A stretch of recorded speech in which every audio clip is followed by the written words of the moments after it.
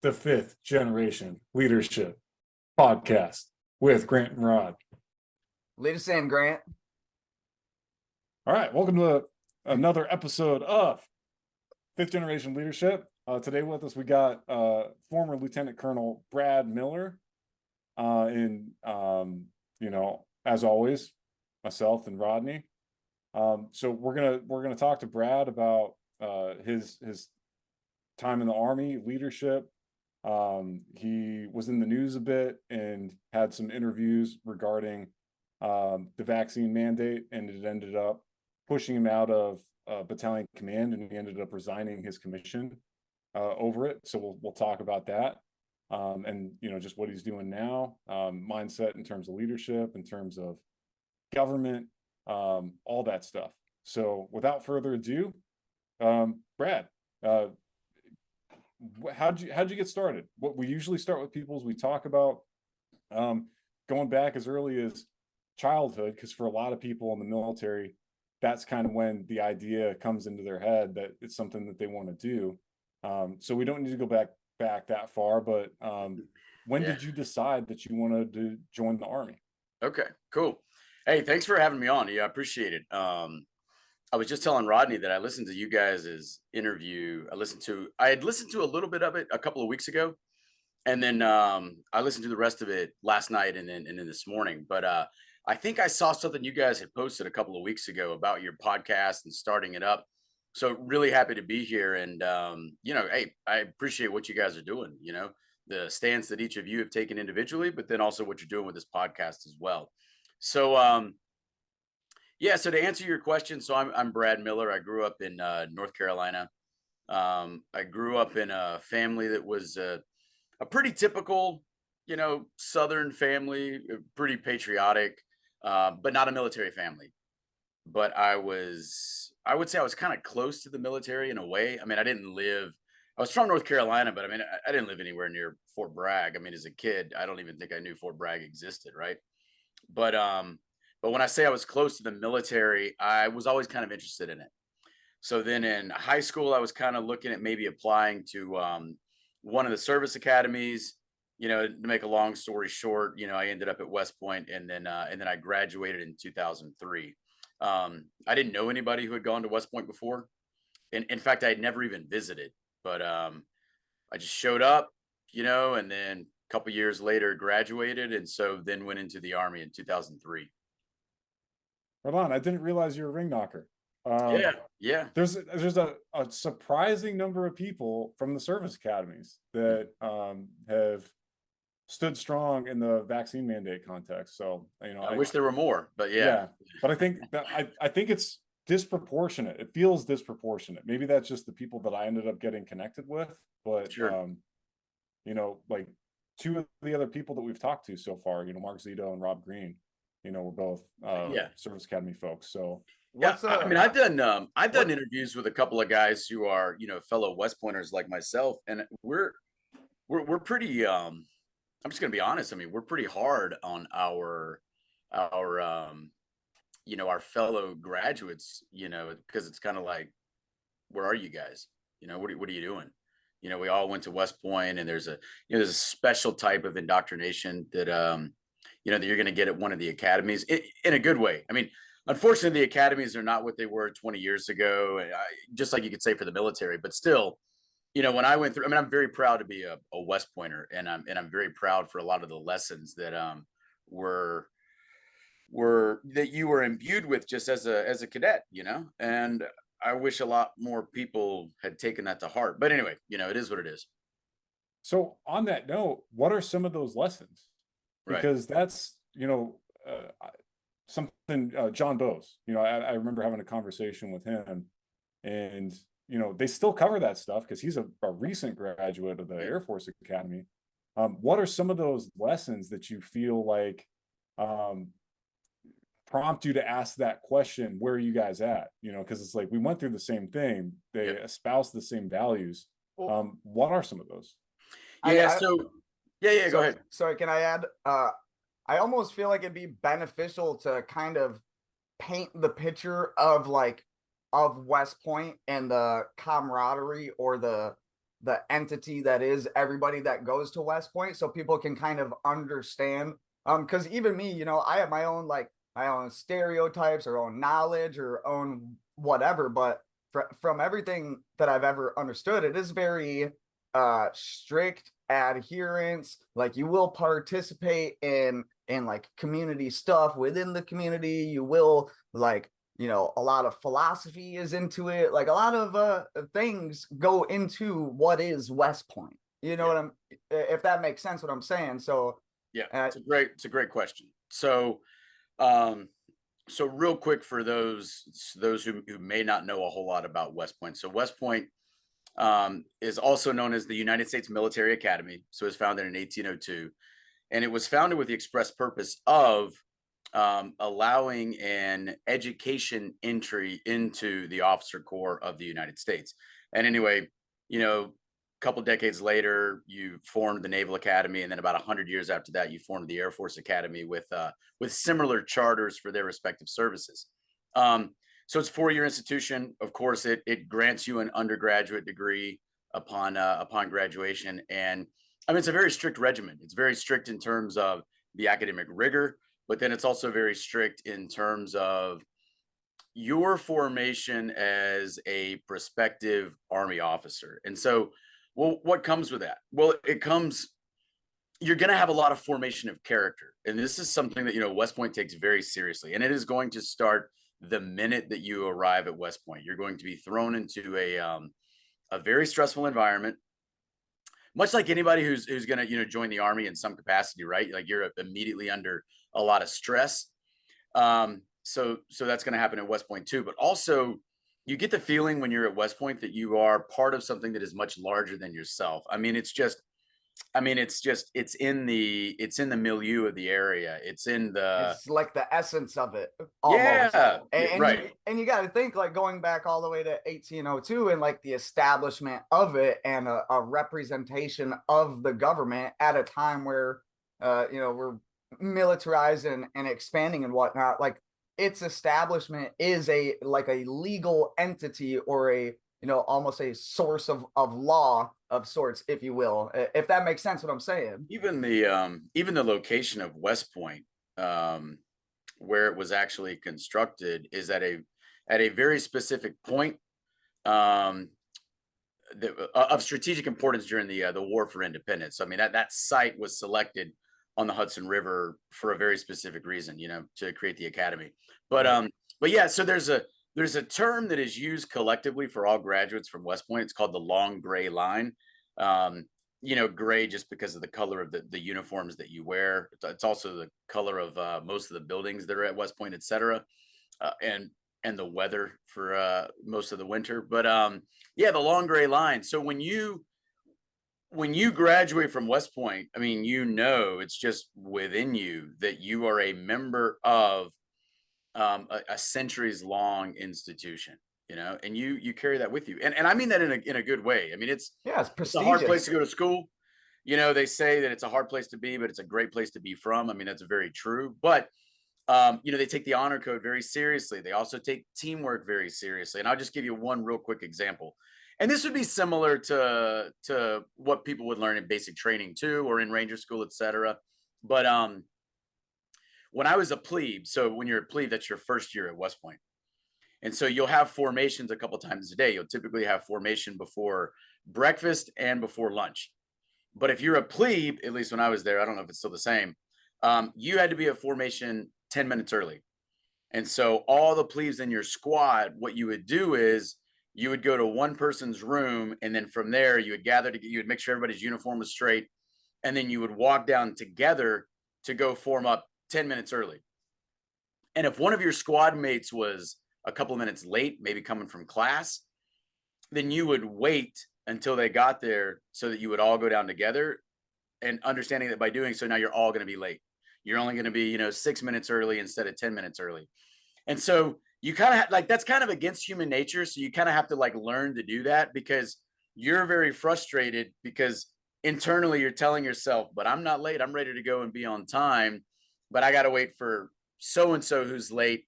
And now we're all going to get in trouble. But if I go down early without him, I mean, it's going to be worse. It's going to be worse because now when the upperclassmen see that all I cared about was myself and I went down early to be there 10 minutes early, but I didn't, I was missing somebody from my squad, it's going to be that much worse. So that is taught to you from day one through examples like that, where you just learn that, hey, you live and die by the team, and it's not all about you. It's a code. What's that? It's a code. For sure. 100%. Yep. Yeah, for sure. And so now just, fast forward, 20 years, right? When I look at that and I look at my peers or my classmates or just other graduates, and I'm like, I know that you were taught this code.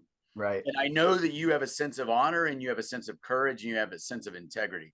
I know you have that in you. And I know that you're probably internally conflicted about what is going on right now and what your role has been up to this point. So where are you? Right. I mean, you guys know because you guys are in the exact same boat, but I know that you guys, sometimes you're like, man, I'm looking to my left and my right. Right. And I don't see too many people standing next to me. Like, hey man, I get your fight. I get that you're scared, whatever. Like, yeah, that definitely resonates, because that's exactly how I felt. I'm like, dude, I get it. Like, you're scared, you're worried about your own livelihood, but so is everybody else. And if everybody worried about their own livelihood together and banded together, then maybe we could make a change. You know what I mean? For sure. And, yeah. So. Yeah, for sure. So but yeah, that paints a great picture of West Point for sure. So when I hear, because I agree with that 100%, you get less of that indoctrination, like you say, indoctrination in a good way, in ROTC, like way less of it. I guess it probably depends on the program, but I got less of that. To me, it was personally very important. The Constitution was personally very important, because that's why I decided that it was a job that I was willing to do and that I wanted to do, is because, I read through the Constitution and was like, yeah, I can take an oath to this document. Like this is all reasonable. Yeah. And the fact that even at that time, I recognized a lot of people just didn't take that seriously. And that's discouraging to see in other cadets and other service members, more so than just the general public. And the general public really, that I don't think there's a lot of people that care as much as I think that they would need to in order to make it work, in order to make the country work. How much of that, your peers not stepping up and people from the long gray line kind of being silent on this issue, do you think is a product of that cowardice, and moral cowardice, and them seeing the problem and also seeing the pension that's right there, that you very heroically in a way that, like, I wouldn't, I didn't take that path, right? Like I'm still hanging out on active duty, and I'm not nearly as close as you were. But I got to assume you felt the pull of that, and you were like, no, I'm not going to let that influence my decision to do what I think is right. And I think that there's really nothing more admirable than that. I think that that's when I describe virtue, like the way that I characterize it, that's how I characterize it. When you see something where it's like you have base desires and, Maslow's hierarchy and needs, and you feel the pull to fulfill those needs, but there's a higher order spiritual need that you have, that you choose that path instead. I think that that's incredibly admirable. How much do you think that your peers let cowardice influence them versus just having a completely different formulation of what it means to be true to the Constitution and fulfill our oaths of the Constitution? Perhaps buy into the safe and effective narrative, and think, well, what's the big deal? It's just another vaccination. Because I have no doubt that some people believe that. Mm-hmm. But that's something that I struggle with. And I'm, if you've thought about it at all, what thoughts do you have on that? Like, what do you think the balance is, if you can comment on that? Sure. So, there are a few things in life that can kind of be reduced down to an either or binary construct, but I think we're getting into a situation where, in this case, you can reduce it down to that. So we have a situation where either the bulk of our leaders in the military, to include, almost all commanders at all levels, either lack the strategic ability for which we pay them, right, to understand what the true threats to our military and our republic are, or they do understand and they are complete cowards or worse. Okay. Now, here's what I think is actually going on. I think that in the beginning, you had a lot of individuals who naturally were like, some of them were probably true believers, like they believed the COVID narrative. They believed that these were true vaccines that were safe and effective. I'm sure there were people who believed that, 18 months ago, 24 months ago, et cetera. Well, I think it's even important to of like what people's ideologies might have been at the start of COVID, even. You know what I mean? Like if people bought into it right from the start, Yeah. it might affect how they're going to view the vaccine or whatever. And then maybe some people viewed it from the start and tapered off and started to question it, whereas sure. other people kept that faith, the whole time and really listened to what their government was telling them. Yeah. Yeah. So yeah, exactly. So I think there would have been a variety of opinions at the beginning of the whole COVID story, 3 years ago, and then like a year later, as we get closer to talking about potential vaccines, and then closer, once we get to the mandate, and then this period, like right now. So I think that there are people who probably believed what they were being told and thought that they were kind of, on the team by going to get the vaccines. And there were plenty of people who rushed out to get the vaccines long before it was ever mandated, And Rodney, I heard you share in your interview, and this is absolutely happening, where they were incentivizing people to go get, the shots through, some sort of reward, whatever. But this was months before it was ever mandated. Months. Before the incentives even came, there was there was incentives and whatnot. Like you get they were letting people get out of 2 field problems, any ones that they chose or whatever, 2 4-day vacations or whatever, 7 days of non-chargeable leave.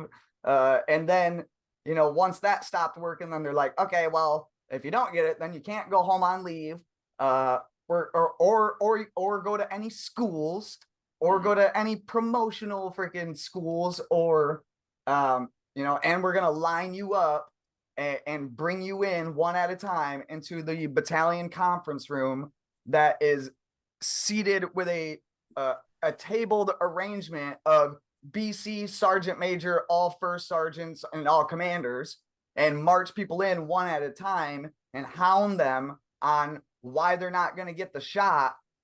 That's intimidation. You know what I mean? But I can date back to when that started happening, and it was March of 2021. So but the mandate came out in August. Yeah. You know what I mean? So this is well in advance, and we are being told at formations, formations that aren't supposed to be even happening, but we're coming around and gathering in these great big horseshoe formations just so somebody from the medical field can come talk to us about safe vaccinations or whatever. You're like, dude, we're literally breathing on each other right now. Like, where is the common sense test and the principles of patrolling that you all always talk about? You know what I mean? It's like, what is going on? Exactly. So, you have a lot of people, and this has happened not just in the military, but across the whole country and much of the world, where people have surrendered their own critical reasoning faculties, and they've outsourced their thinking to, authority figures, whether those authority figures are, somebody's boss, or, your supervisor in the military, or, somebody that wears a white lab coat. Right. So I think now, I think it is almost impossible to plead ignorance now. So maybe 18 months ago, maybe somebody was a true believer, but now if you still believe that these shots are true vaccines and that they are safe and effective, if you are that ignorant right now in mid-February 2023, it's because you're willfully ignorant. It's because you're closing your eyes to all the information that has come out in the last 18 months. So I've said multiple times publicly, and I'll say it again, I think that we have cowards in command at Yep. every level of DoD, from, you know, 03 to 010. So for those who might not know what that means, that's like, you know, your first level of command in the Army is called a company commander. You know, that would be a captain who is your company commander. But you have command levels all the way up to, you know, to 4-star generals, or, you know, 4-star admirals. And I think at every level, at this point, they are all cowards. And I'm not demanding that they all immediately resign, but I am demanding that they speak out, you know, and that they get yourself on the right side of history, you know, Yeah. because I mean, this is not going to get better. It's only going to get worse. And I think one of you mentioned, and Rodney, you might have mentioned this in your previous interview too, that if enough of us had stood up and resisted, Yeah. this mandate could never have been implemented, or at least it could have never been enforced. Because it was, people have to understand that the mandate was non-existent. You know what I'm saying? Like, it is a lie of bullshit, and no commander can continue to plead ignorance all the way going back to 18 months. As soon as somebody, especially under contract law, as soon as somebody asserts their refusal or a new terms of a contract, right, or asserts their rights under a contract, hence our rights under the Constitution of religious freedom, as soon as somebody asserts that right of religious freedom and exercises that right, then the person that has jurisdiction or authority over them can no longer claim ignorance. Yeah. You know what I'm saying? So Sure. It doesn't matter what they believed, in all honesty. As soon as somebody came to them and said, these are my true convictions, this is how I feel, this is my God-given right to feel this way, and there's nothing that you can do about it, they should have backed off, right? And then that's where commanders should have stepped in support of their soldiers that did have these religious convictions, right? Like, no commander is ever going to tell a Muslim soldier that they can't do something, or a Jewish soldier can't do something, or whatever. It seemed like everything was applicable except for the vaccine. You know what I mean? And now your views, your convictions, your beliefs doesn't matter, because you're just a crazy right-wing conspiracy theorist, MAGA supporting anti-government, whatever. Yeah. You guys want me to take you through the timeline of kind of the summer of 2021 as I took command, and kind of what I saw from my perspective? I do, but I want to comment on one thing that you said first that I think is really important, that I don't know that I've put together before, but I've felt it, and it's your either or. Either they're moral cowards or they're not strategic thinkers. Okay, because I know people to this day. I mean, I had a lieutenant colonel that I reached out to in a professional capacity to kind of collaborate. Yep. And he's like, look, don't want to have anything to do with you, because of your position on vaccines. Yep. You're an idiot, essentially. Yep. Like, I'm sure you have your reasons. So he's deferring to authority. He's deferring to Pfizer and Fauci, etc. He's a very smart dude. Yep. Great leader in many capacities. Like, had a very successful career. Was combat arms before he switched over into physical therapy.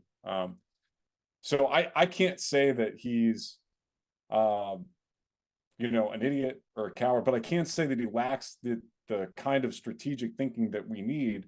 Yeah. Because it's so obvious, the threat that's posed. And then back to what Rodney said about, it's like, even to steel man the position, even if you believe that the vaccine's safe and effective and that it is a good return in terms of risk, when people assert a religious objection to it, that's it. Now you have a moral obligation as somebody who swore an oath to the Constitution, and legal yeah, obligation. moral and legal and ethical, all those three things that we double check to make sure with every action that we take. Yep. And all of a sudden, if that becomes less important, then you know, how important this vaccine is, it's like, well, then you don't have the principles required by your oath of office to hold that office. Yeah, you no longer have if you're jurisdiction or if you're authority. willing to denigrate people and say they're doing the wrong thing, and making, you know, posing a risk to the force, etc., and not respecting that. So I just wanted to comment on that because it's something that gets lost Yeah. a lot of times, that being a strategic thinker and a critical thinker, like the operational environment is incredibly complex now. Okay. And so it's not necessarily easy, but we don't need people that can do easy stuff in these jobs. We need people that are smart, have moral courage, but also have that ability to think strategically and look at long-term threats. For sure. You know, and I'm a, you know, 04, like 010s need to be able to think through this stuff and see these threats. That's what they get paid for. And we have way more of them than we used to. Yep. And that's what they're there for, is to see this stuff. And to my knowledge, none of them have spoken out, and especially on active duty, and recognized kind of the combination of the way that we withdrew from Afghanistan and this vaccine mandate, like the combination effect that that's having on the spiritual readiness of the force. Right. And I think it's very obvious how that poses a threat, and you can see the effects all around. I think that's also very obvious, and they're just throwing up their hands. And what was the recent article in New York Times? One of the major papers was, oh, now kids these days, they're afraid of getting injured, and they're afraid of danger, which is why they aren't joining the forces. It's like, No, no, that metric hasn't changed. Like, there's nothing that's changed culturally to make that. It's like they look at what we're doing and they don't see the point. And I'm looking to my left and right and having conversations with people. Just had a conversation with the senior NCO like a couple days ago, and he said, you know, I wouldn't recommend that my daughters join the service. And that's what everybody with principles is saying. It's like, I wouldn't recommend it to my family. And if you wouldn't recommend it to your family, then that's as strong of an indictment of the organization as you can make in a professional capacity, is to say, That's right. Not for my family. I've been telling my daughter for years, at her even before COVID. I mean, because I personally think there was a shift in 2012, 2013, and that's where my perception of the shift began, and then it slowly started getting worse. But as from the very first mention of her ever saying, you know, Dad, I think I want to join the Army, I'm like, you better not. You know, like, you're so much better than that. You are, the world is yours. Do not do that, you know, because it's almost like, and I think you realize it when you're in the service, that it's almost like you're giving up, or it appears like you're giving up your individuality of like yourself. But not only are you doing that, but everything around you is changing in a way that just completely encloses around you, or goes against you know, your way of thinking or your ideology or whatever.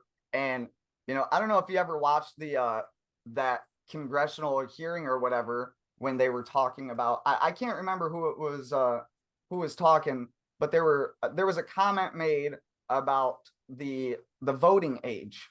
You know, it was like voting and smoking and tobacco and all of that, and what constitute a mentally matured adult. And somebody was like, okay, well, you know, if you're saying that people aren't mentally matured until they're, you know, 21 to 25 years old, maybe we should push the enlistment age, or the entering of service age, until 21 to 25 years old. And they were like, no, no, because they don't want mentally individual, you know, thinkers, or people that are able to, at least not now, maybe at some point back in the past they did, and they wanted people that, you know, were truly after hearts and minds, right? But I don't think that that's anything that the Army is anymore. And they want people that are young and not mentally matured, because those are more easily to condition and to establish like their way of thinking and to lay foundations of like a new ideology. That's why you see cults go after young people, right? Or people that have been coming from a difficult situation. It's because it makes them more susceptible to buy into what is being fed them. And this is why a lot of people that are experiencing a difficult home life might go join the army, or because there's something appealing about it, but the appeal is intentional. You know what I'm saying? Like they're trying to appeal, but now they've gotten to a point where even with them trying to appeal to a younger audience, the younger audience is like, no, you know? Yeah. So that's one thing. And then the other thing is, I don't think people really even think about or consider or even care about the Constitution until they need the Constitution. You know, until one of their rights is being violated, until there's something that they need the Constitution to do for them, then they'll have this wake up moment of like, holy crap, you know, I've been wrong all along, or I can't believe I haven't realized this, or, you know, whatever. It's an aha moment. And I think everybody has those aha moments, or a lot of people, but unless you go through that moment where, if you do not already have an idea of or a familiarity with the Constitution, you are not going to care about the Constitution until something comes along that is trying to steal rights and liberties and your pursuit of happiness away from your own life and your own existence of being. You know, I forgot what I was going to say, but pretty much you're giving up all of that stuff unless you have the Constitution to fight for you. And then you're like, okay, you know, now I see what the fuss is about. And I think people need to really read it to be able to understand what the fuss is about. You know, because there is a fuss that things are about, going all the way back to the formation of the Constitution and the Magna Carta, and, you know, I mean, the list goes on and on and on, but, you know, side rant, but I'm just saying, I don't think people really care about the conditions of their environment until the conditions of their environment become so extreme that they are forced to care about it. If that makes sense. Sure. Yeah. So sorry, long rant, my bad. All good. Yeah, no, Brad, back to, because you were going to give us the play timeline. Yeah. So I showed up to Campbell in June of 2021. I took command on June 10th, and so, and you know, Rodney will remember this. So at the time, during there was about a 2-week period there in the middle of June where the brigade commander and all the battalion commanders changed out, and so, you know, so I was part of that.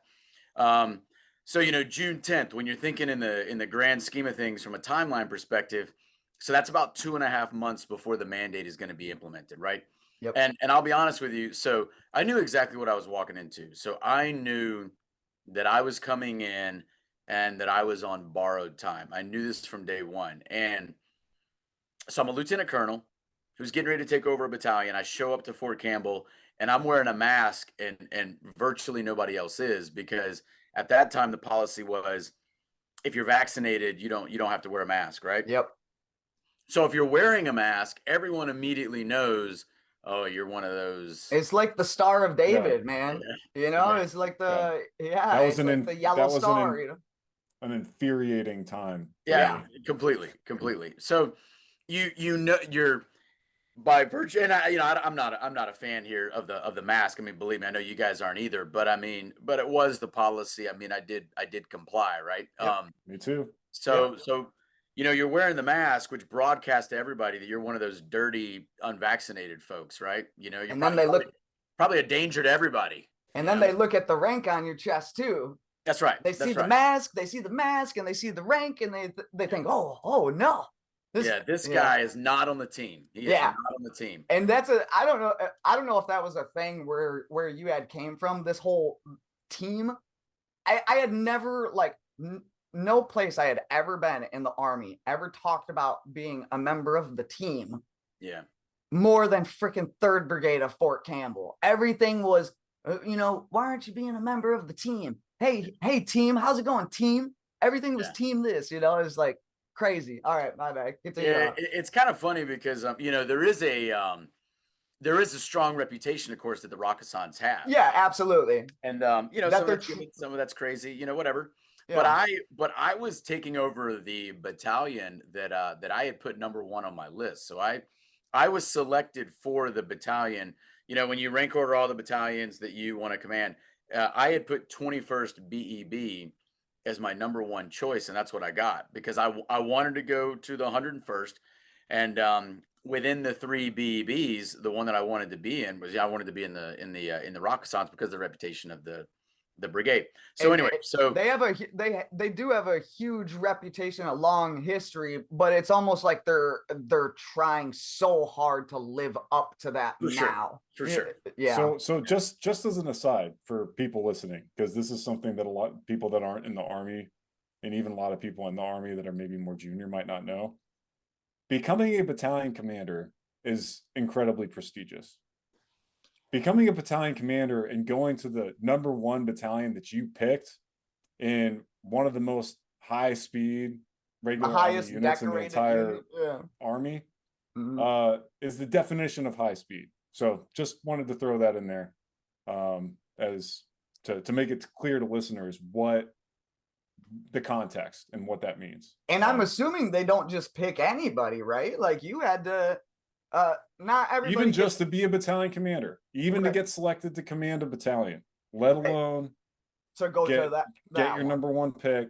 You have to right? be the best of the best. So you have some qualifications. I see you had a ranger tab, a sapper tab. Is there anything else or Yeah, so a whole laundry list of stuff? yeah, so some of the things that I would say about what would have made my career trajectory up to that point a little bit distinctive, maybe. Um, I had served as a brigade XO, so Okay. a lot of battalion commanders. There's a disproportionately large number of them that, as a major, were either a brigade operations officer or a brigade executive officer. So I'd been a brigade executive officer in the 10th Mountain Division as a major. I had done a joint job, which is considered to be fairly distinctive. Right. After I had been an S3 and an XO, I'd had a joint job in Korea, and then I had also served as an executive officer for a 3-star when I was in Korea. So I'd had several of these distinctive positions that probably separated my file from others. And then right before I took command, I'd spent a year in the at what the Army calls SAMS, which is the School of Advanced Military Studies. Now, technically, by the time I went to SAMS, I'd already been selected for command, but I was kind of an old timer when I went. When I went through SAMS, I was already a pinned lieutenant colonel when the majority of the students were junior majors. But I'd always kind of wanted to go, and I really enjoyed being there. It was a fantastic experience. But so yeah, I had some qualifications and distinctions that made me competitive for battalion command, and then more specifically for the tactical battalion commands that probably a lot of people wanted. So I show up, and this time period as I'm showing up to Campbell was extremely stressful for me, like the most stressful time ever in my career, because there's the excitement of taking command coupled with the anxiety of taking command. That's natural. Everyone's going to feel that. But then add on top of that the dimension of, I know that I'm not on the team, as we spoke about, and I know that I'm on borrowed time. There's no way that I'm going to hold this command for the 2-year period that you would typically hold battalion command for. Like I know that going in. I know that going in. So it's a really weird time for me, and I can remember tossing and turning and like being unable to sleep at night a couple of days before I take the colors. And I remember thinking to myself, maybe I just decline command. I know I'm just a couple of days out. I know I'm getting ready to take the colors, but if I'm just going to end up getting fired later on, maybe the right thing to do is decline command so that it's less disruptive on the unit. That seems reasonable, honestly. It seems like like, why would I waste everybody's time type thing? But then you know what my next thought was? No, fuck them. I'm gonna Yeah. make them fire a battalion commander. You know, and guess what? Fast forward, you know, they fired a battalion commander. Maybe they saw my bluff. I don't know, but I'm trying to think. I'm trying to like think of what would be like more symbolic or more impactful. You know what I mean? Like you just handing the colors back, or Yeah. you know, or making them fire. Because obviously, if they fire you, they're in the wrong, right? But Oh, yeah.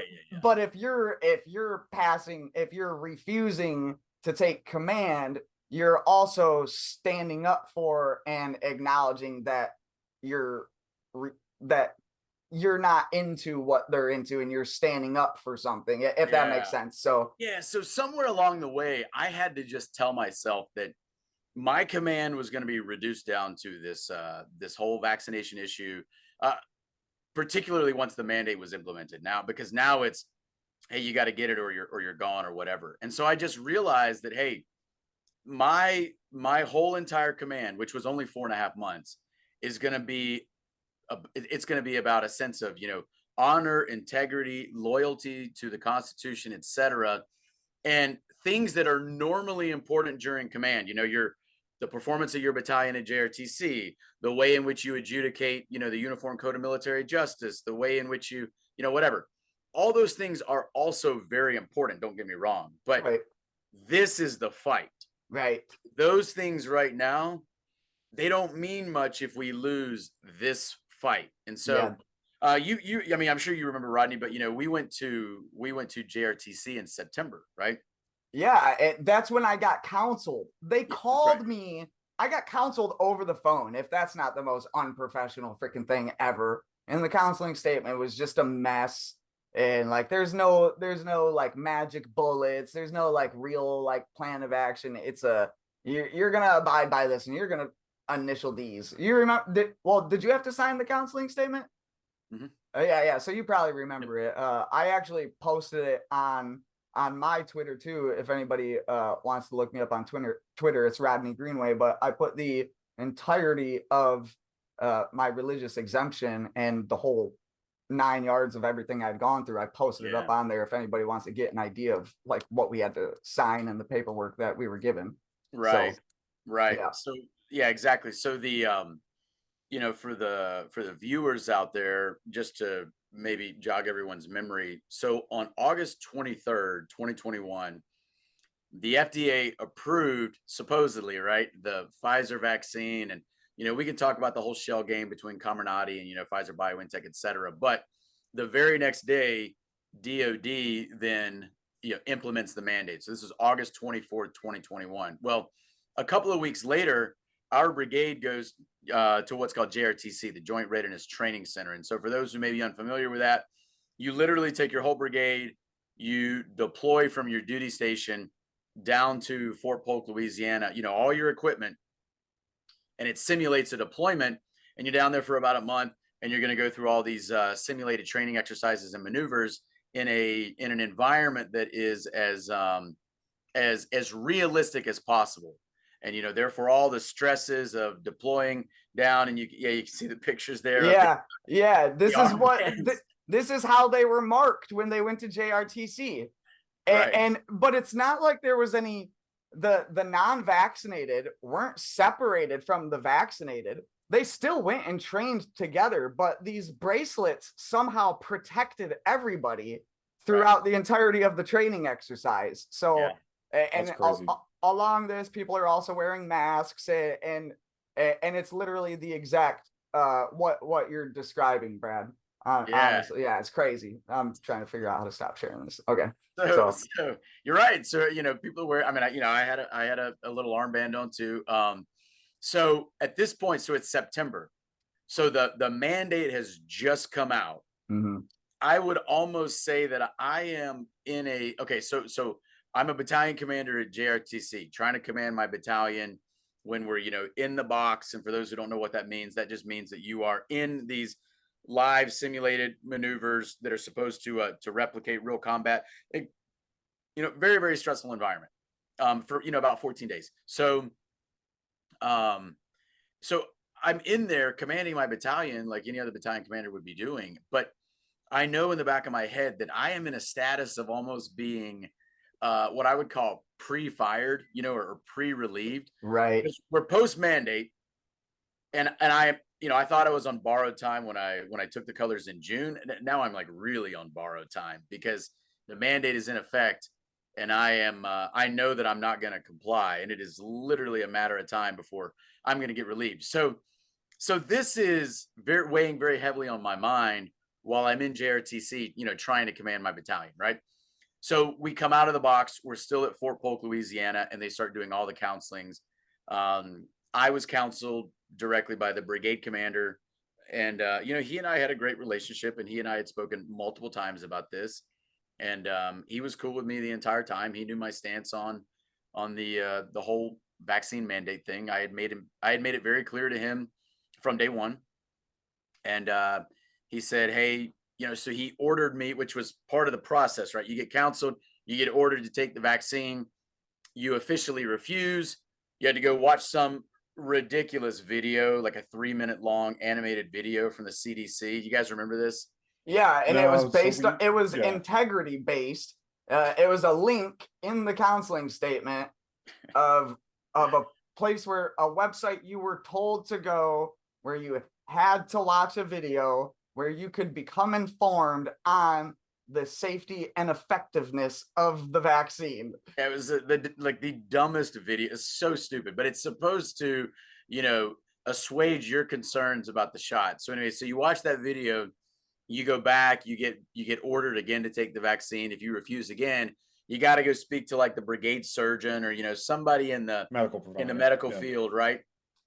And you're supposed to talk to them, and you know, of course, that conversation goes nowhere. So anyway, so I returned. So all that happened while I was still down at Fort Polk, Louisiana. I returned back to Fort Campbell, and then so this is first week in October. On October 22nd, I was suspended from command. I knew it was coming. In fact, this is a Friday. So October 22nd of 2021. And I knew that this was so here's one of the things I had tried to do.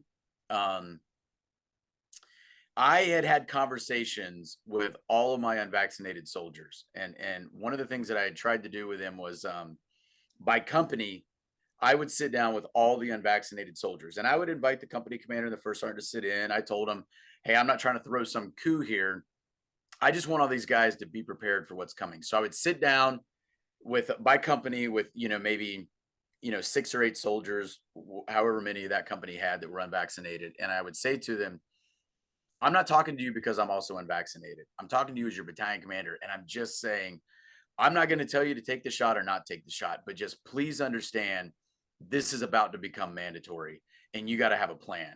Because most of these guys are lower enlisted soldiers, you know, not all of them, but most of them. And it's, I'm not going to tell you what to do. Kids you already know my opinion. That's right. That's right.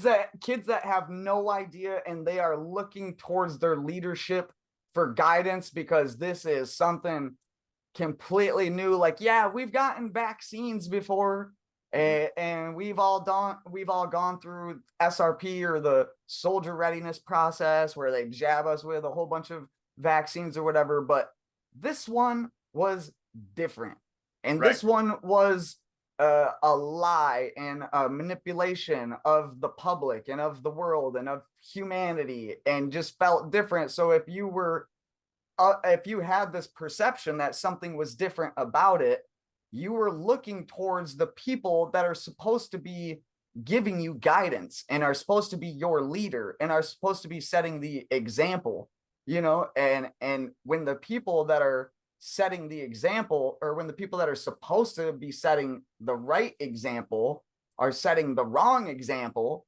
or no example at all, and just like, my hands are tied, I'm just doing my job. There's a lot of people from the past that were just doing their job.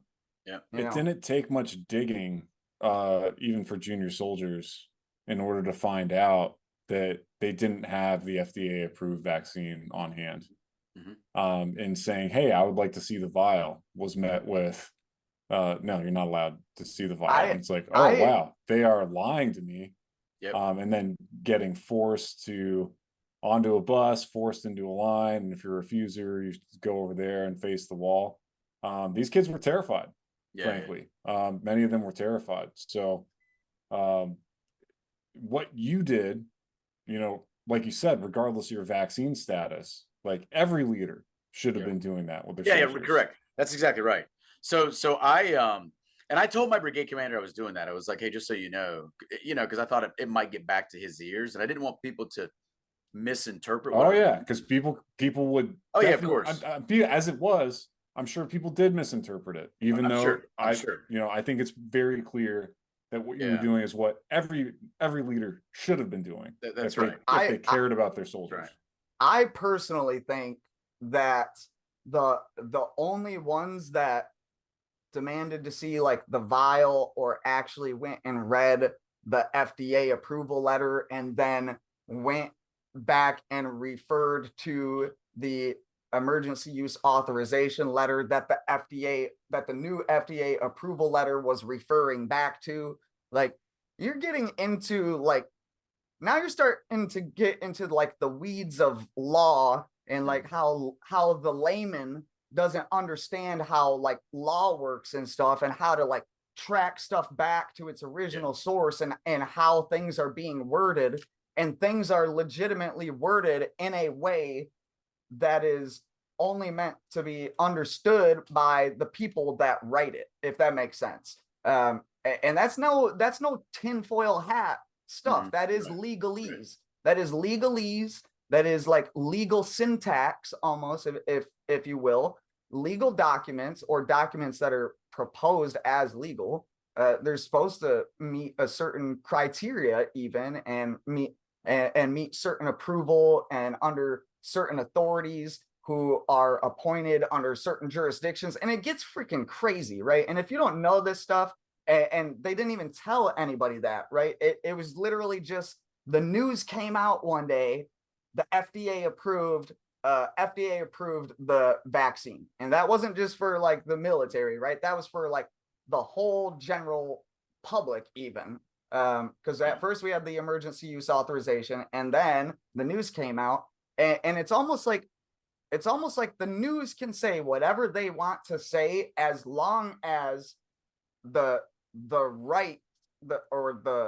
correct scenario is documented on paper. You know what I mean? Like whoever's driving they didn't the explicitly media, at the highest levels, they didn't explicitly lie. What they said is that that's what it is. It received FDA approval, and it did. And then that approval was rescinded, and the bottom line is that they didn't have community. And they went so far. They went so far as to, on many installations, to many soldiers, and to me included, I was lied to, because I brought this to the attention of legal, and they said, no, the public health commander says they have community on hand. And this is back in like September of 21. And it's like, no, you didn't. Then that person dishonored themselves. But before we continue on, I want to ask just a real quick question. How'd your battalion perform at JRTC? Oh, I think the battalion performed great. I mean, as well as the other battalions in the brigade. I'm not going to say that we were the #1 battalion or anything, but yeah, I think we did well. I think we had a cohesive battalion. It was a really good unit. I was very proud of the battalion's performance at JRTC. But here's what's interesting. While I'm at JRTC, here's kind of an interesting anecdote. So we are in the box, right? So we're in the middle of, the fight, so to speak. And I'm in the talk, or generally in the area of the talk. And but I'm walking around, can't remember exactly what I was doing, but whatever. But one of my pre-command captains approaches me. A great guy. And he says he's like, hey, can I talk to you real quick, sir? Yeah, sure. What's up? And it's just kind of funny because this is like in the middle of, us fighting in the box. We were in the middle of doing some planning or something. But anyway, he tells me, hey, I don't know if I want to command in this army. And what he was referring to was the mandate that just came out, And he says, hey, I took the shot. I didn't want to, but now I don't know that I want to command and force other people to do something against their wishes, et cetera, et cetera. And that's saying a lot about you for his ability, or the fact that he felt that he could approach you with this, you know what I mean? So Yeah, because yeah. people will keep stuff like that to themselves, even, or you know, so obviously you have already portrayed yourself as a person that is willing, or that wants to help literally anybody and everybody that's going through any sort of struggles with this decision. Yeah. Which is interesting, and I appreciate you saying that. And it is interesting because so the day that I get pulled out of command, so I get suspended on October 22nd. Let me back up just a second. So I told you guys I'd spoken to all the unvaccinated people, and again, that was just please have a plan. And I said, if you want to come talk to me about what my personal opinion is, I'm not going to say it right here with the group, but come talk to me in my office, anybody, and I'll tell you. I'll tell you what I think. I'll tell you what I'm going to do. And I had E2s and E3s, so privates and privates first class. Come talk to me, and Rodney, like that's a huge. It E2s is. and E3s Yeah. don't go visit the battalion commander, but they did.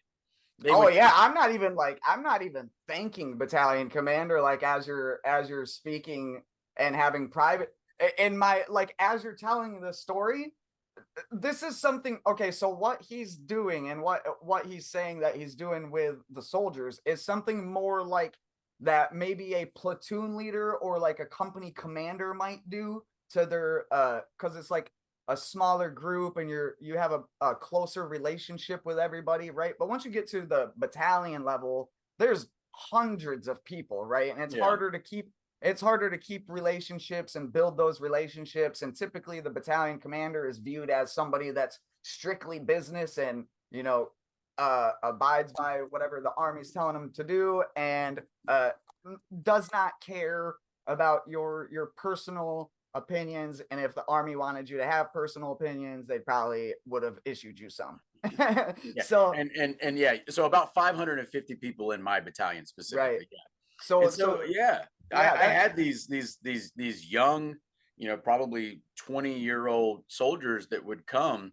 Like I had several of them, that would come in and they would say, I'm really concerned about taking this shot, but I really like the army, and I really thought I was going to do this for 20 years, and now I don't know what to do. And I had one soldier say, my brother took the shot and suffered some pretty serious adverse effects, and now I don't want to take it. Just some pretty crazy, almost heartbreaking stories, because I had more than one soldier in my office in tears because they can see either they're going to have to do something that the Army is going to force them to do that they don't want to do, or they're going to lose their career at a very young age that they liked and they thought, this is what I'm going to do for the next 20 years. Well, not only it doesn't even pertain to a young 20-year-old. I was that guy crying in less, not necessarily a pleading way, like help me, commander, but brought to tears and anger and frustration, because I was that guy that was going to do 20. I was already at 13, I had already I might be a disgruntled freaking salty NCO, but like the finish line is there. You know what I mean? So, and not only that, but it's not just a career, it's also a lifestyle, and also like a lifestyle all of its own, that like once you're a part of it, the idea of leaving it is kind of terrifying. And the Army also does a really good job of making you believe that there ain't shit out there for you. And if you do get out, especially if you're an enlisted, you're just gonna go back home to mom's basement and flip burgers at McDonald's. That is literally what is drilled into you from the day you arrive to basic training. And then it's more, forceful during basic training, but over the course of time, it just becomes apparent that if I don't have a plan, and if I don't have a plan by the time I decide to re-enlist or not, the decision is made for me and I have to re-enlist. Right. Because the Army takes all your time away from you, especially as an infantryman. I can't say for all MOSs, but like the possibility to go to school to earn a degree is extremely difficult. So by the time you spend 20 years in the Army or 13 years in the Army and you enter the civilian world, or even if you're a young soldier that just got out of high school, you know, always thought of serving 20 years in the Army because his dad and his dad's dad and his dad's dad before him all did it. And you know, that has a profound effect on somebody's view on life and what they thought that life was gonna be, and then what life actually turned out to be. And I went through like an existential crisis because of it. You know, I mean, I stood up and fought for like my convictions and whatnot, but while I'm doing that, I'm also having this like almost life-shattering experience to where, you know, the same way that I always was looking out for my soldiers, I was thinking that somebody was going to be willing to do that for me, and it just wasn't the case. And I was like, holy crap, man. You know, and then you realize just how replaceable and expendable, and how it, you know, 13 years in the Army, Ranger tab, airborne, I have a lot of qualifications that I would think that the Army wouldn't want to get rid of, but it doesn't matter. They don't give a shit. They don't give a shit because they have the ability to just pump it out like crazy, you know. Well, maybe not, you know, maybe we're tearing we're tearing into that, but I think tearing into that is by design, you know. I agree. Yeah. So another rant, my bad. Yeah, so one thing, so here's an interesting little anecdote too, right? So when I'm having these conversations with the unvaccinated soldiers, this is probably, as best I can remember, early August. So it's before we go to JRTC, and it's also before the mandate is in effect, but we can see the writing on the wall. And of course, you know, we were right. I mean, it literally was just right around the corner. And that was kind of my message to them was, I'm not going to tell you either to take it or don't take it, but just please have a plan, because any day now this mandate may you know, the vaccine may become mandatory, and you're going to have a plan to know what to do one way or the other. But you know, soldiers would come ask me behind closed doors in my office, you know, just using my open door policy. They would ask me my personal opinion, and I would tell them. I would tell them, if you come talk to me, I'll tell you what I'm going to do. And I would tell soldiers if they asked me, like, no, I'm not going to take it. And the reason that I would tell people that is because, unfortunately, I can't shield you from, like, I can't stop the Army from mandating the vaccine to you, but I can at least show you through my example that you do have a choice. Right. Like, I'm not going to take it. You don't have to take it. That choice may come with a cost, right? But you don't have to take it. Right. You know? And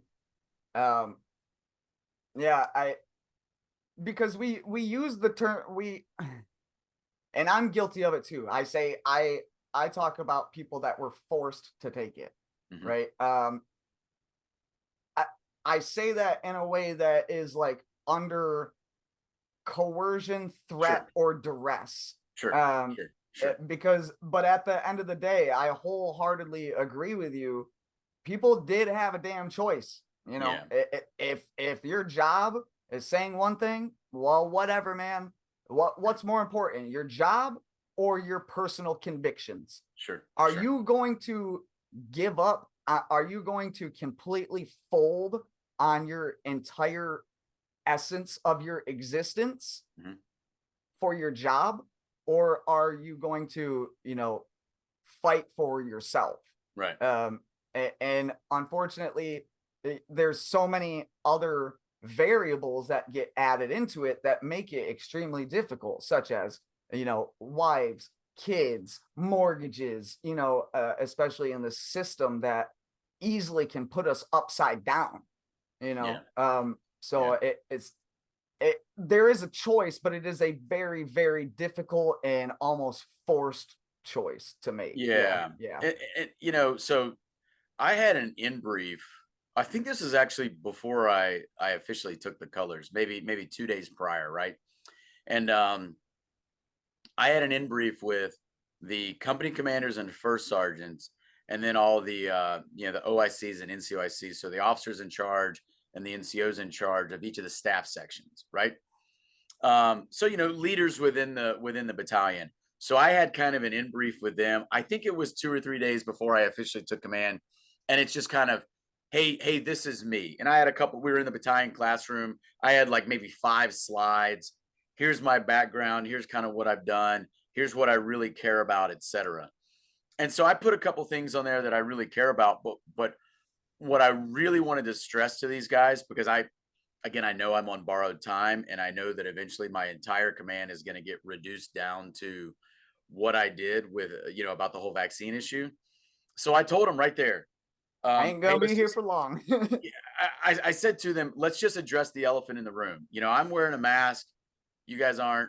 Yeah, I'm not vaccinated. I don't plan to take it. I tell you that up front.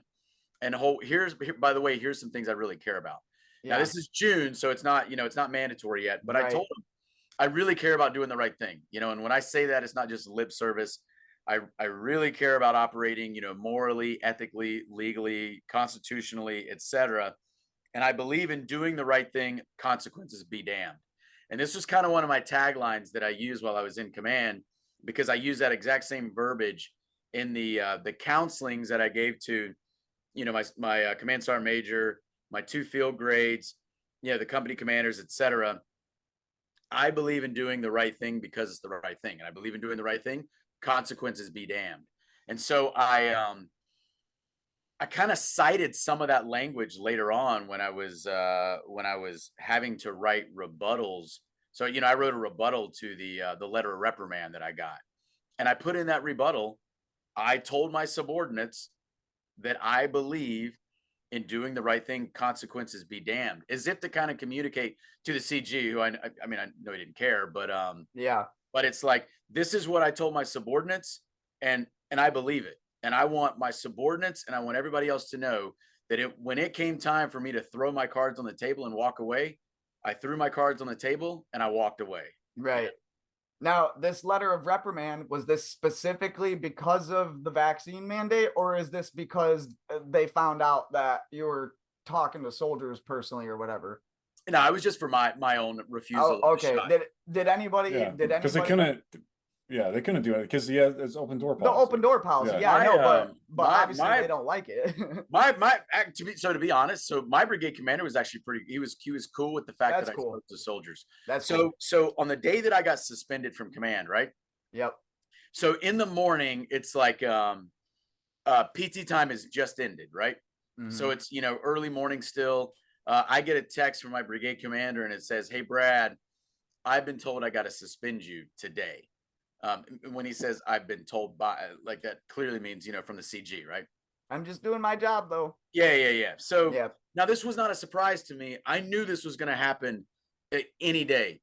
And in right. fact, the day before or 2 days before, I had told my 3 and XO and the sergeant major, I had told him, hey, I want to do a battalion formation on Friday. So we would do, not every week, but we would do a Close out battalion formations. formation on Friday, maybe every couple of weeks. And a lot of times we had this nice grassy area right outside of our headquarters. Yep. So we wouldn't even hold like a formal formation. It would literally be just Horseshoe. a semicircle or a circle around me. Yeah. And I would just kind of answer a couple questions from the group and put out a couple things real informally. And it was pretty cool. And the soldiers would ask questions or whatever. We would do that before JRTC or, about whatever. Right. So I tell my sergeant major and my 2 field grades, hey, let's do a formation on Friday. And I'm going to tell the battalion that, I don't expect to be here much longer. Right. And I need to tell them that. So that was going to happen on Friday afternoon. On Friday morning, I get this text from the brigade commander. Hey, I got to suspend you today. So it's kind of funny because I'm reading. Somebody heard and I'm like, well, I'm like, so as I read this text, is acknowledgement of the text like, relief? Am I relieved as of reading this text, or like what's going on? So I text him back and I say, hey, I was going to talk to my battalion this afternoon. Like, I still want to do that. And brigade commander writes back, hey, all good. Just come by this afternoon. And I was like, okay. So I've got a couple, like the rest of the day, one day, a Friday, to basically finish everything that I'm working on and kind of put things into either the sergeant major, the S3, or the XO's lap. And the XO is now going to be like the acting battalion commander. Now, Right. I had told everyone, I would tell my XO repeatedly, like, hey, man, and my XO was a fantastic officer, you know, and I had a fantastic S3 and I had a fantastic sergeant major, luckily, right? But I would tell the XO, I don't know that I'm going to be in command much longer. And he would say, nah, sir, I think you're going to be okay. I think you're going to be okay. Well, so anyway, so I get this text and I got to go tell the sergeant major and the XO and the 3, like, hey guys, I'm going to finish this, and this today, but then I got to hand this stuff off to you guys. Cause I'm like today, literally at the end of today, I'm done. So I hold the formation with the battalion. I talk to the battalion and I tell them, and it was a pretty crazy, bittersweet moment. And I tell them, I'm glad hey you guys, got to do that. I'm glad you still got to do that. yeah, so am I, you know? And I told them when we finish here, I'm headed over to the brigade headquarters to go get suspended from command. So so I finished talking. A couple guys come up and, you know, give me a hug, you know, shake my hand. And a lot of people in the battalion were real cool about it. I go over to the brigade headquarters and I walk into the brigade commander's office, and it's just the brigade commander and the lawyer. And they're seated at his table. And so, like, you know, waiting on me. And the lawyer, you know, he's a major. He's a real good guy. I got nothing against him personally. He's a great guy. And the brigade commander, you know, I have mixed opinions about, because he was super cool with me the whole time.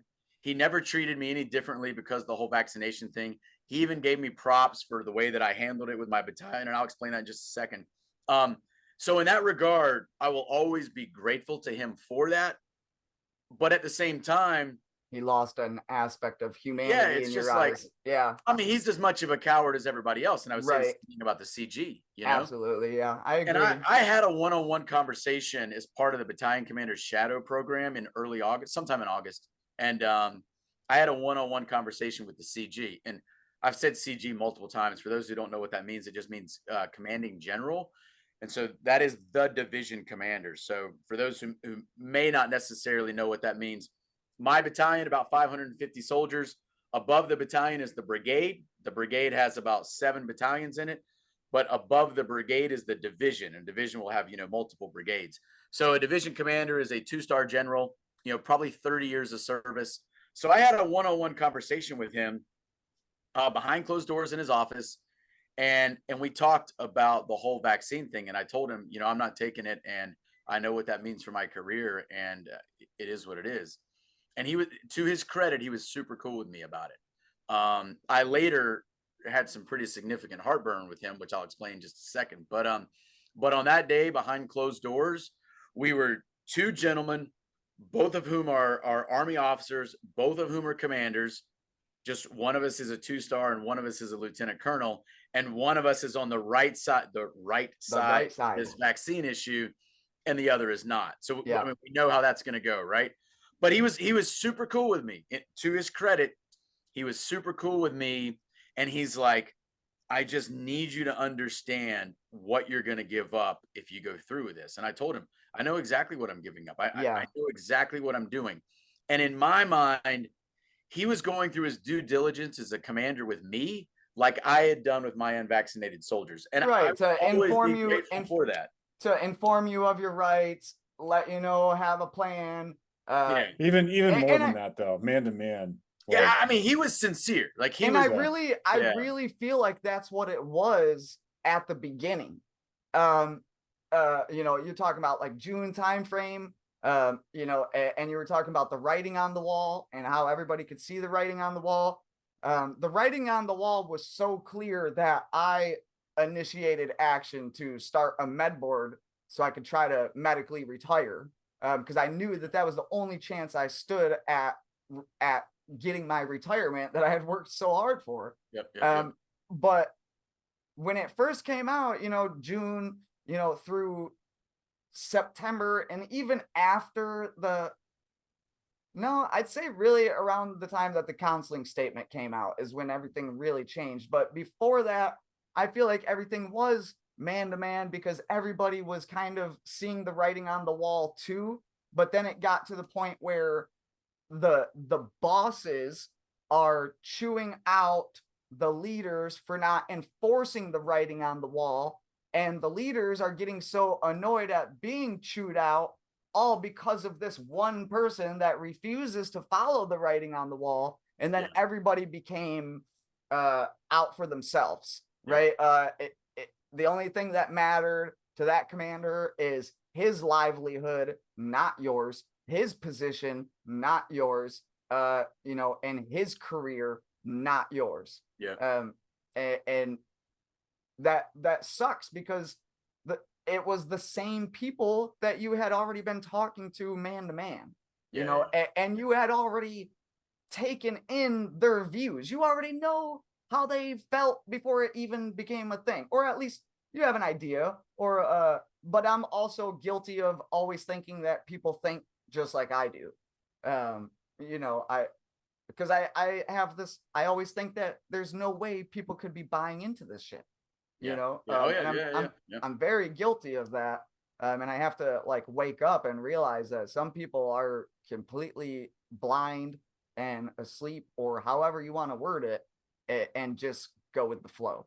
They're like NPCs, you know, just going through life. That's right. Know, following the code. You know? Yeah. So I gotta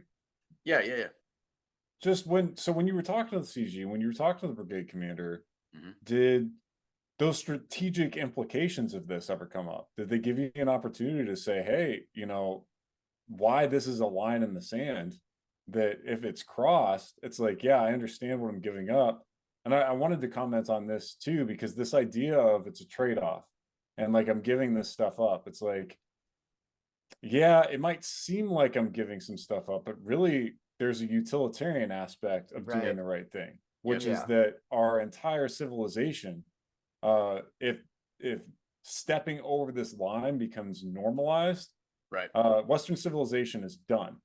You know, if we don't have bodily integrity, you know, if we can't, if we can be forced to comply with something that goes against our most deeply held principles, and if the population at large can be forced to do that, then that population is spiritually broken, and has no dignity, and you know, your civilization collapses.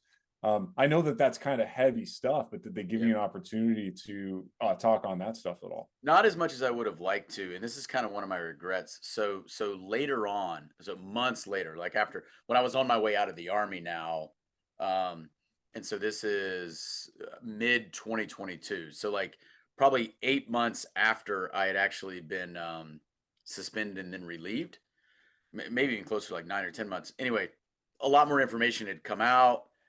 Some of the things that I had always, I had known were going to occur, were starting to occur, you know, et cetera.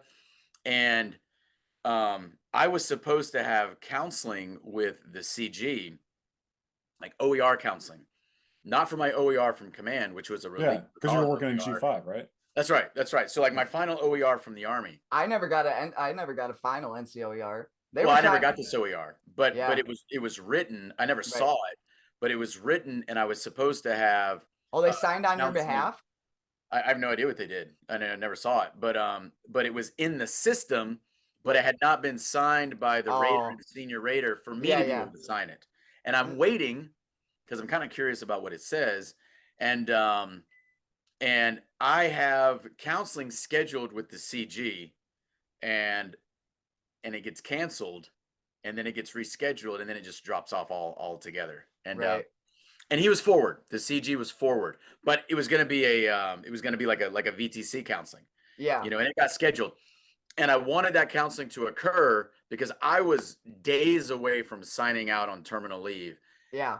And I was going to tell him exactly what I thought was going to happen has happened. And oh, by the way, this order is illegal. Yeah. Which I had never told them before. And this is kind of an oversight on my part. and I blame JRTC. So the whole like the memorandum that came out, in mid-September of 2021 from Dr. Terry Aderam about the whole interchangeability between the two different vaccines, and you can use these EUA products as if they're fully licensed, and that whole shell game. I didn't know about that when I got suspended. So when I wrote my rebuttal to my letter of reprimand, I didn't mention anything about the like clear illegality because I wasn't aware of that. I thought the whole thing was strategically misguided. I would have told you then that I thought there was some treason going on at the top of DOD. I certainly believe that now. And I thought that and I thought that it was all immoral and unethical.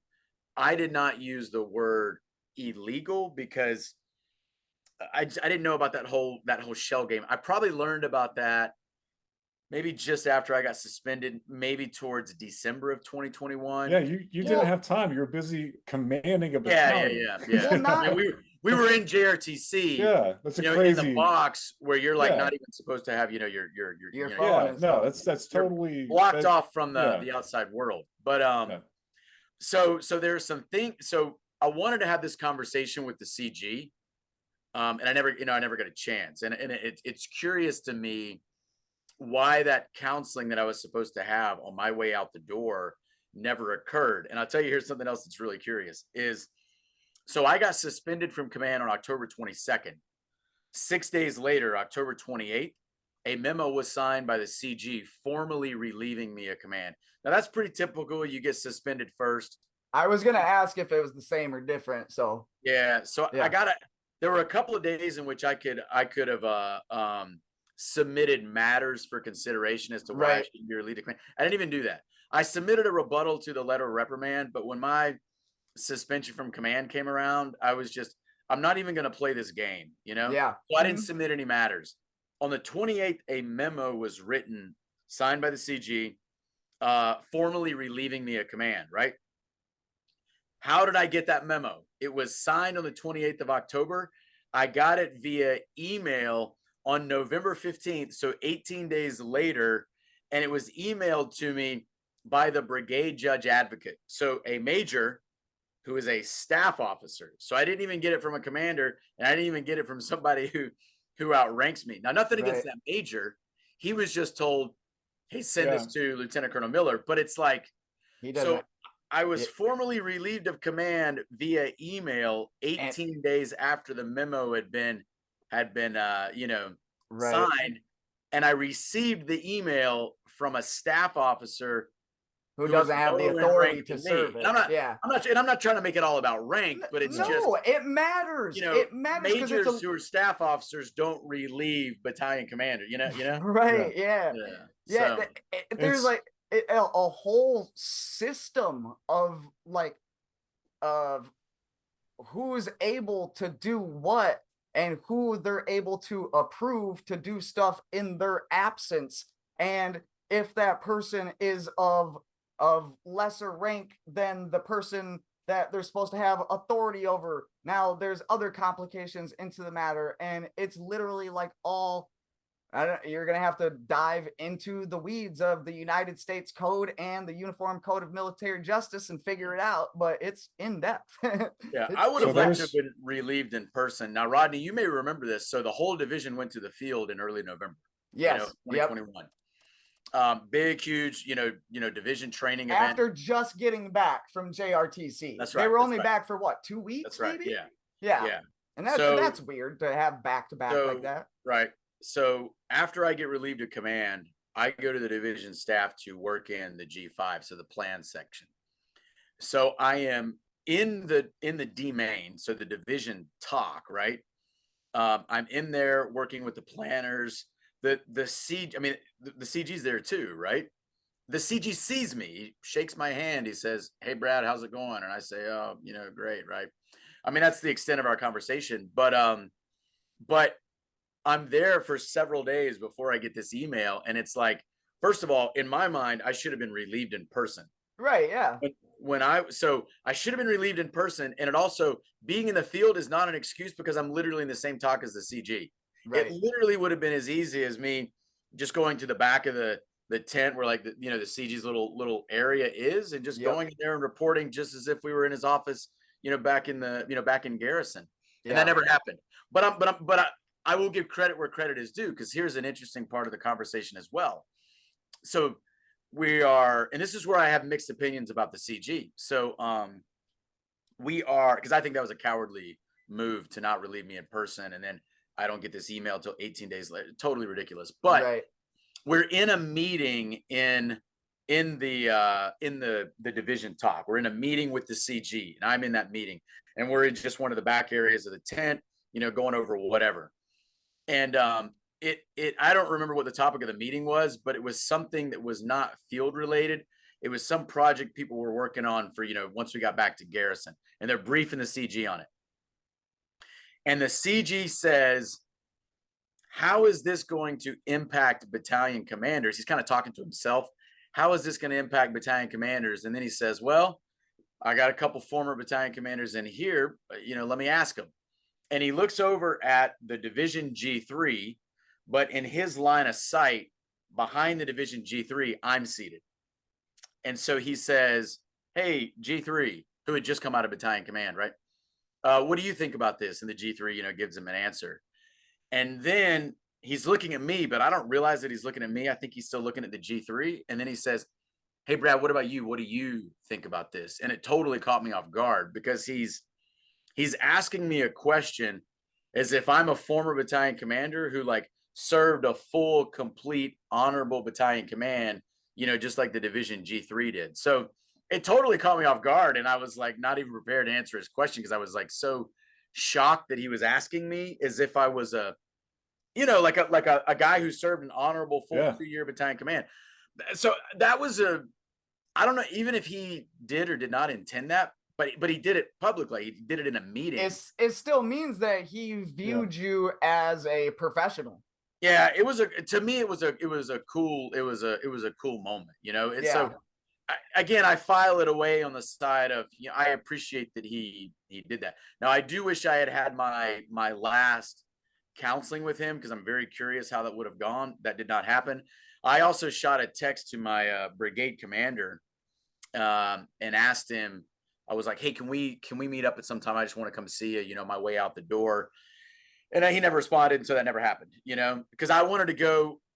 One, he and I were cool with each other, but I also wanted to go to him and look him in the face and say, this is illegal, right? Oh. I kind of never got that opportunity. So yeah, but so I think on that note, I think, and none of the unvaxxed folks are behind the scenes in the conversations that have not happened over email or even phone, the things that have happened behind closed doors, person to person. But I suspect at a certain point, the walls went up on the legal side, because they knew that they were legally vulnerable.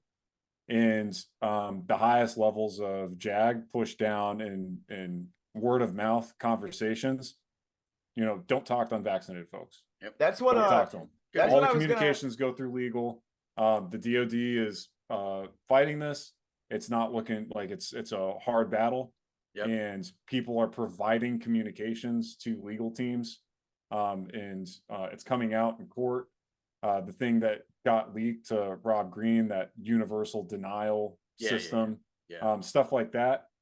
They wanted to control that, and so a lot of these senior folks that were willing to have those man-to-man conversations, all of a sudden flip was switched. Yeah. And they weren't willing to risk it. Yeah, but there is a word for that. It's called, it's called cowardice. Yeah. I was gonna ask you. Yep. I was gonna ask you if at first, before, around the time where the man-to-man and human-to-human conversations were going on, and people could see the writing on the wall and knew your intentions, but were like an authority or a leader over you. Did anybody at first, before those walls went up, was anybody, instead of also telling you make sure you have a plan or know the implications of, was anybody giving you advice on how to navigate the issue? No, not Yeah, really. because we had to figure it out all by ourselves. Yeah. And you I couldn't did you couldn't have go to legal and ask like you had to right. figure out everything by yourself. Yeah, I I did wasn't sure go. if you as an officer or you as like a battalion commander having worked Yeah. closely with a legal team happened to know a little bit more than maybe a sergeant first class might Yeah, or there was a guy that I spoke to on the installation who was a retired JAG officer. One of the trial defense guys. I did go to him and I did ask his advice, and he was helpful on how to write my the rebuttal to the letter of reprimand. Now, I kind of I kind of regret complying with some of the suggestions that he gave me because because it means that you participate in the yeah, system. I kind of wish I had not even like, so I wish I had done one of two things. I wish I had either submitted a rebuttal to my letter of reprimand that was very, very hard line, Yeah, or I wish I had just not submitted one at all. right. And I wrote one that was kind of hard line, and then this guy he was like, "Hey," and he suggested to me that I soften some of the language, and I did, and I kind of regret Yeah. that. No, And because because of that, you have to proclaim, you have to declare your independence or your rights or your yeah, whatever. And Well, there's just if you do not assert them or proclaim them or declare them, yeah, you give them up by way of omission, that's not or the way that I see it is, you know, the letter the rebuttal has 0% chance of having a legal zero, impact. zero, And correct, so correct. oh, it's just softening it up as if, because I was confronted with the same thing for my my appeal for my religious accommodation, where I Yep. got some people being like, oh, that's kind of extreme. And it's like, look, they're not going to take what I say seriously, so I'm going to Yep. speak the truth and say Yep. exactly what I think the problems are. So I mean, I can relate to that 100%, because my initial request for religious accommodation was very much more milquetoast. It wasn't Yep. nearly Yep. as Yep. aggressive, but Yep. I realized, hey, they're not reading it. They're That's not right. evaluating it based That's on its right. merits. And so it's like you said, just say what's in your heart and what you believe to be true. Yeah. And hopefully somebody reads that and just Yep. it's like, hey, just so you know, Yep. this is where I'm at. And So these documents do live on. So even though that yeah, they never read them, yes. you can always use that later and say, "Look what I this is wrote." what it is. So This is what I Okay, said. Yeah. so uh remember when we got the first counseling statement and then you had to either get it or start your process for religious exemption uh memorandums and whatnot. You got to go talk to the chaplain, the brigade chaplain, the PA, the brigade freaking surgeon or whoever comes in, and then you give that packet to your commander who writes a memo. And did you write any memos by any chance? I did not know. Okay, so the religious exemption, Mhm. everything that I just described goes into a packet, goes to the commander, then Yep. he writes his own memorandum, and whether he approves or disapproves of what you're asking for, and then that goes up to the brigade commander who writes another memo considering everything Yep. and your commander's consideration, and writes a memo and sends it up to the division commander who does the same thing for all of that, and then Right. sends it to the office of the surgeon general to make the decision. And it took 6 months for my decision to come back, right? Mhm. But by the time that my decision came back, I was already med boarding. I'm already I have my ratings and everything, Mhm. and they're trying, and there was that policy that says if you're going to get out before July 1st or something like Yep. July Yep. 30 Yep. July Yep. 31st, I can't remember the exact date, then it's not applicable to you. So my commander told me to write a memo or to either go get the vaccine or submit an appeal to the religious exemption. And I was like, I don't have to do this because I'm in the window to get out. And that's Mhm. when they're trying to tell me, oh, well, the division commander, they tried telling me all along that the division commander is going to decide between my involuntary separation packet and my med board packet. I'm like, all right, man, whatever. Like, we'll see what happens. but they told me to submit the exemption memo or the appeal. I typed it up. I brought it to S1. So and I turned it in, and S1 called transitions office or something like that. Yeah. And asked them about it, and they're like, no, he's within the window or whatever. So he didn't submit it, and I continued on getting out, and I didn't go to work for a whole year. And they preferred me to not be at work because I'm a influential sergeant first class that's very opinionated and outspoken and doesn't care what anybody has to think, right? So they allowed me to stay home for a year before I got kicked out, and literally like nobody called. Nobody, I mean, like friends did, but like as far as leadership to make sure I'm like still alive and didn't like blow my brains out or something for the stressful situation, you know, who knows? I mean, I'm sure maybe some people probably did. Some people probably did. But I get a call back a couple months later asking me if I submitted or if I turned in the appeal. I was like, yeah, I did. I was like, I did my job. I did what I was supposed to do to fulfill my obligations, and I handed it in to S1. Whatever actions they decided to do is not my problem whatsoever. So he freaked out, man. All right, you need to come turn in this memo again and blah, blah, blah. Well, the thing is, my appeal was hard hitting and was called out some facts and did recognize the fact that the approving authority of the appeal wasn't even going to take it seriously anyways, and literally just but then at the same time called out the brigade and the battalion and everything that I'm seeing and whatnot. And for some reason, after I give it to them the second time, they decide to stop it at the brigade level. Right.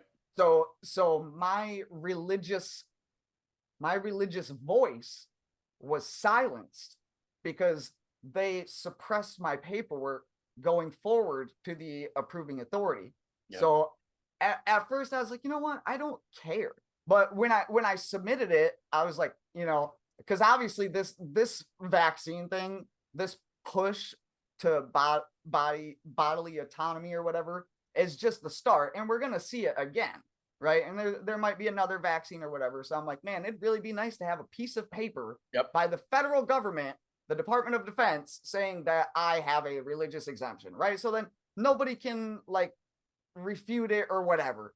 But obviously I can't get that if the paperwork never went forward. So I submitted, I sent an email to the Secretary of the Army for the Department of Manpower and Reserve Affairs or whatever, and I tagged all 3 civilians into it, and I submitted all of my exemption paperwork with it, along with an email typed out. And I was like, you know, and I explained, this paperwork was submitted while I was still in the Army. Therefore, this paperwork is valid.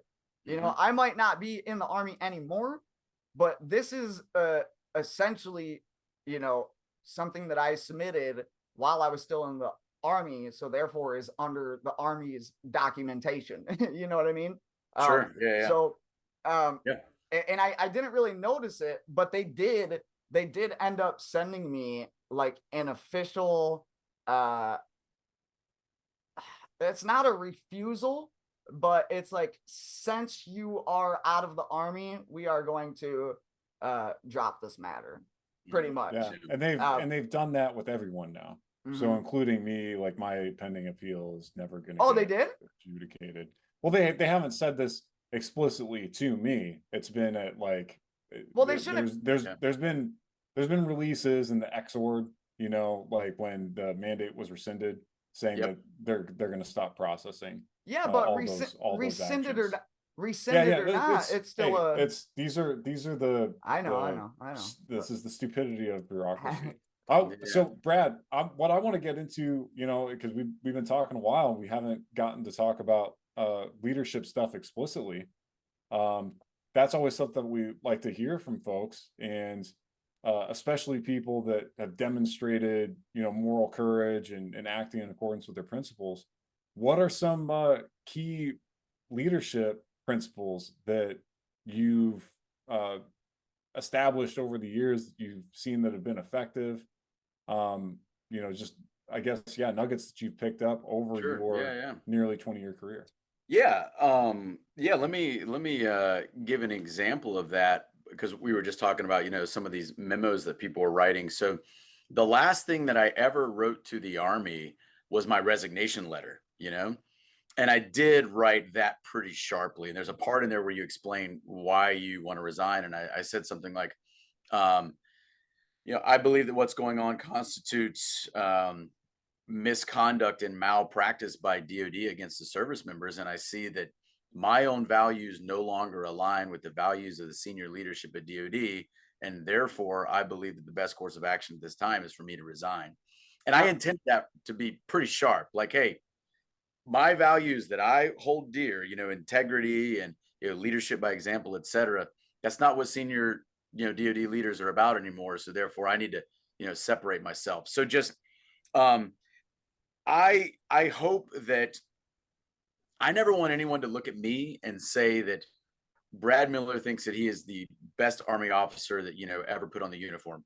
That has never been my claim. My Right. claim has been that I was a good, talented Army officer who did a lot of things right throughout my career, but made plenty of mistakes just like everybody else, right?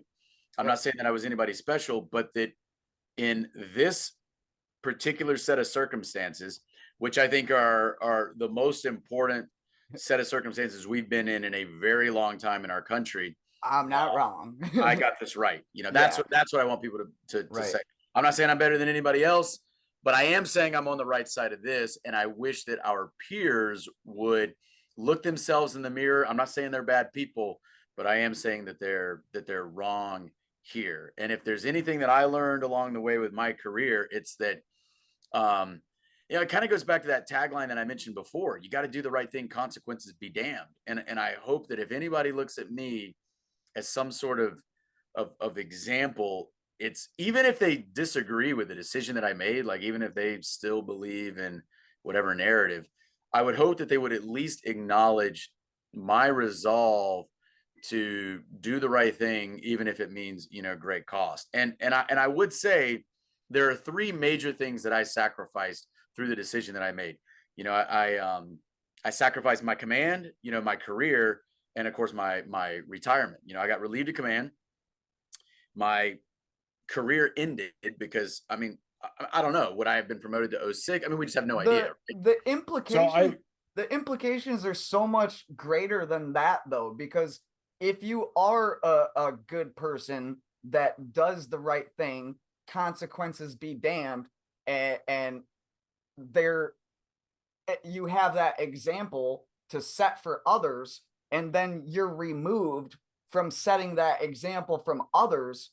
You're sacrificing those soldiers, like the individual people as well, the people that could have learned and grown from what you had to demonstrate to them.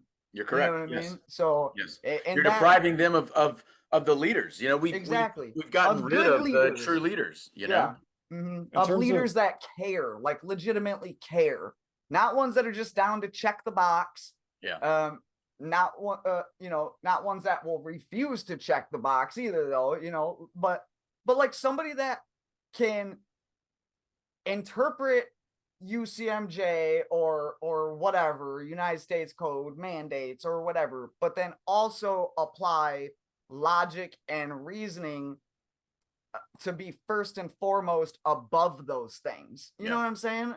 Especially considering an ever-changing environment. There's no way you can stick to a simple what's written on paper for an ever-changing environment. That has to come from using logic and reason based off from the environment that you're operating within. Yep. So Also, and that's something that like a piece of paper can't teach, or a crap or a poor leader being put into a position. That's something that they can't teach. That's something that comes from a leader that like really resonates with people, you know, one that like speaks to like the inner self of like the individual soldier. They can say one thing that speaks to everybody in different ways, you know, and like if you're putting bad leaders in, the bad leaders are also missing aspects of humanity. You know what I'm saying? That the good leader does have.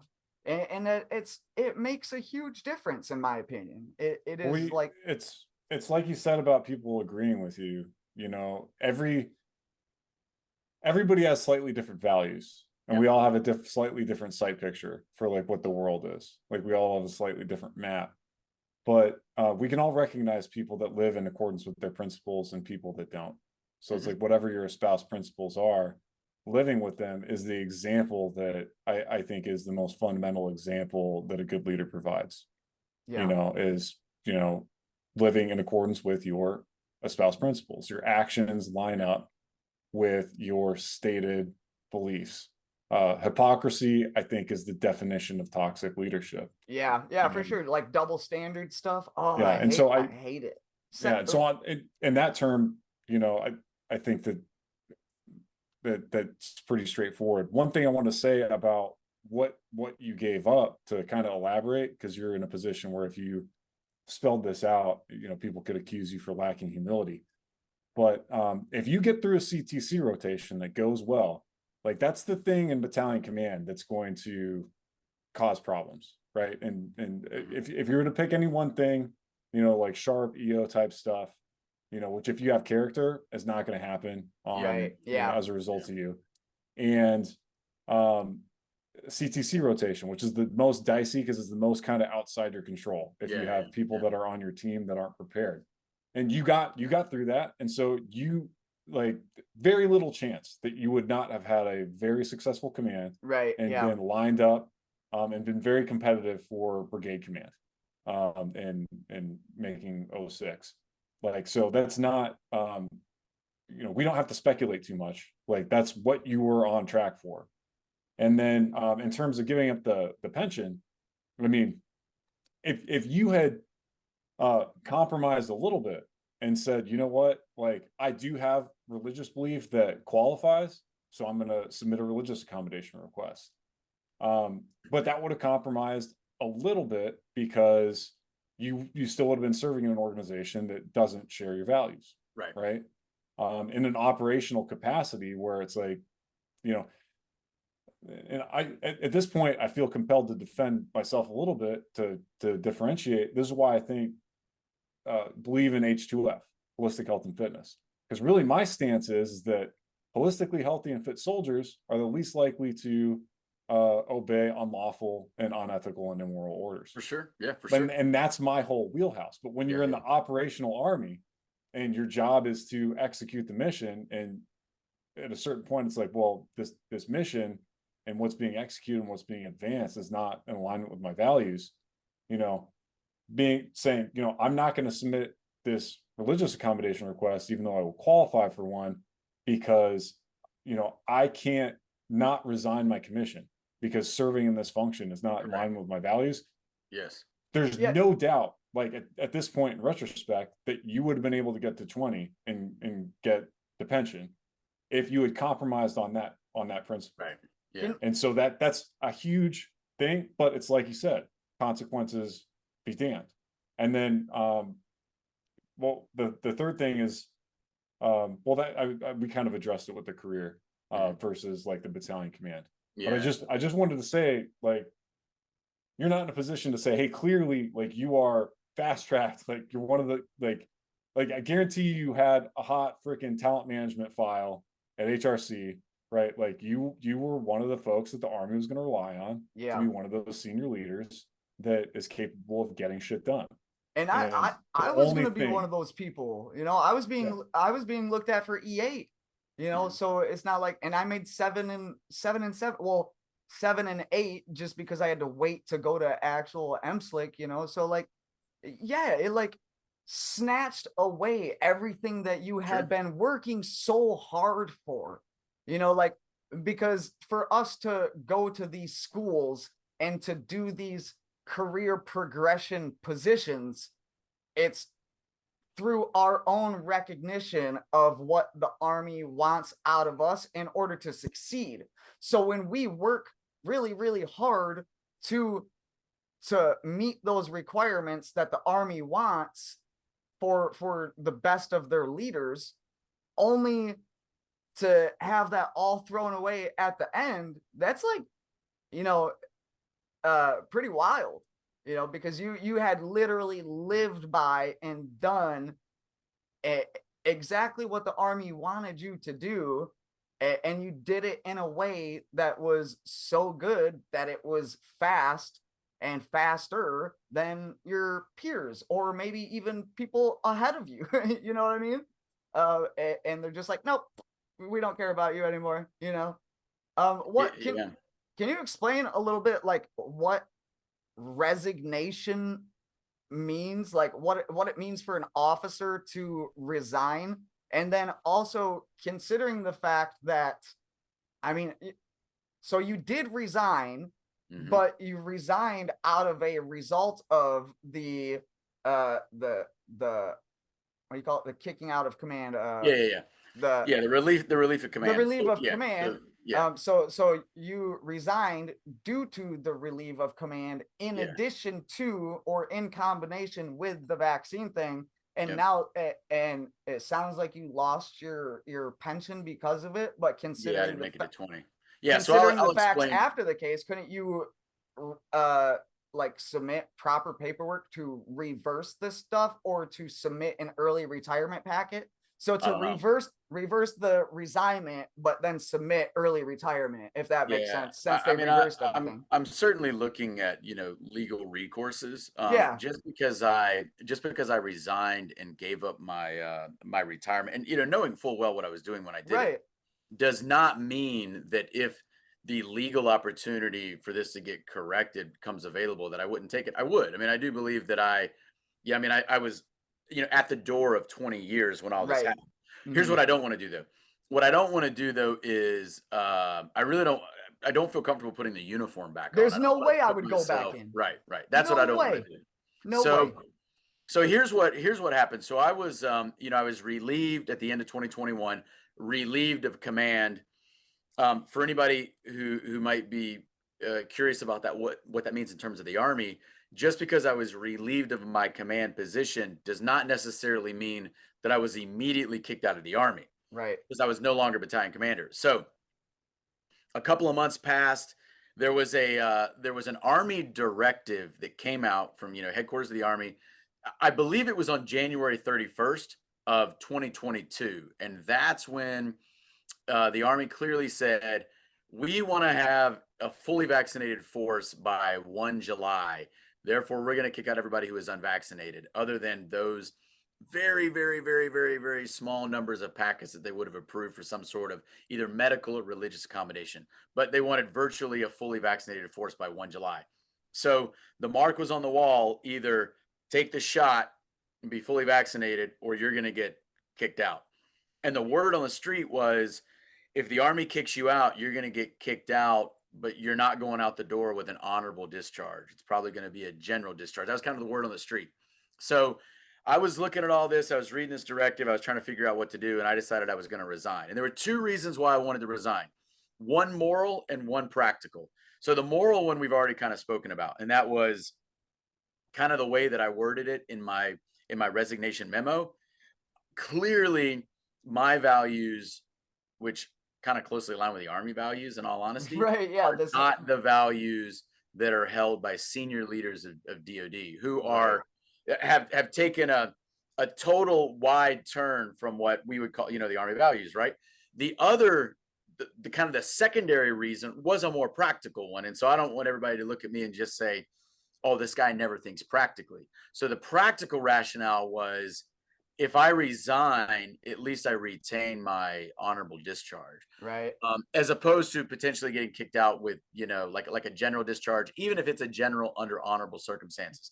What I did not want to do, and there were friends who suggested that I stall, and I was just like, I'm not going to stall. I'm not going to, I'm not going to stall just to make it to retirement. I don't Right. want to do that. I would not feel comfortable doing that. If I had wanted to stall, the easiest way for me to do so would be to submit the religious accommodation request. So I never submitted one. I think that there are plenty of well-meaning people who did submit them, and that's great. Just my personal view was It was a system that got abused. it was a system that got abused, and I'm not here to question anybody else's views, but in my mind, here's the other issue with it is that if so, it's not that I don't have serious religious objections to the shots. I do. That's not the point. And I was even going to ask you, like, where your beliefs come from. Yeah. So I certainly do. But in my mind, it's all, if you submit a religious accommodation, this is just my view. I'm not saying anybody else has. You're playing the game. Well, one, you're playing the game. It is a system that can be easily abused, but also it's almost like you are conceding that the shots are safe and or effective. You just have issues with either the research, the development, or the production of the shots. You know, we've heard people talk about the fetal cell lines, et cetera. Oh no, that wasn't my religious exemption at all.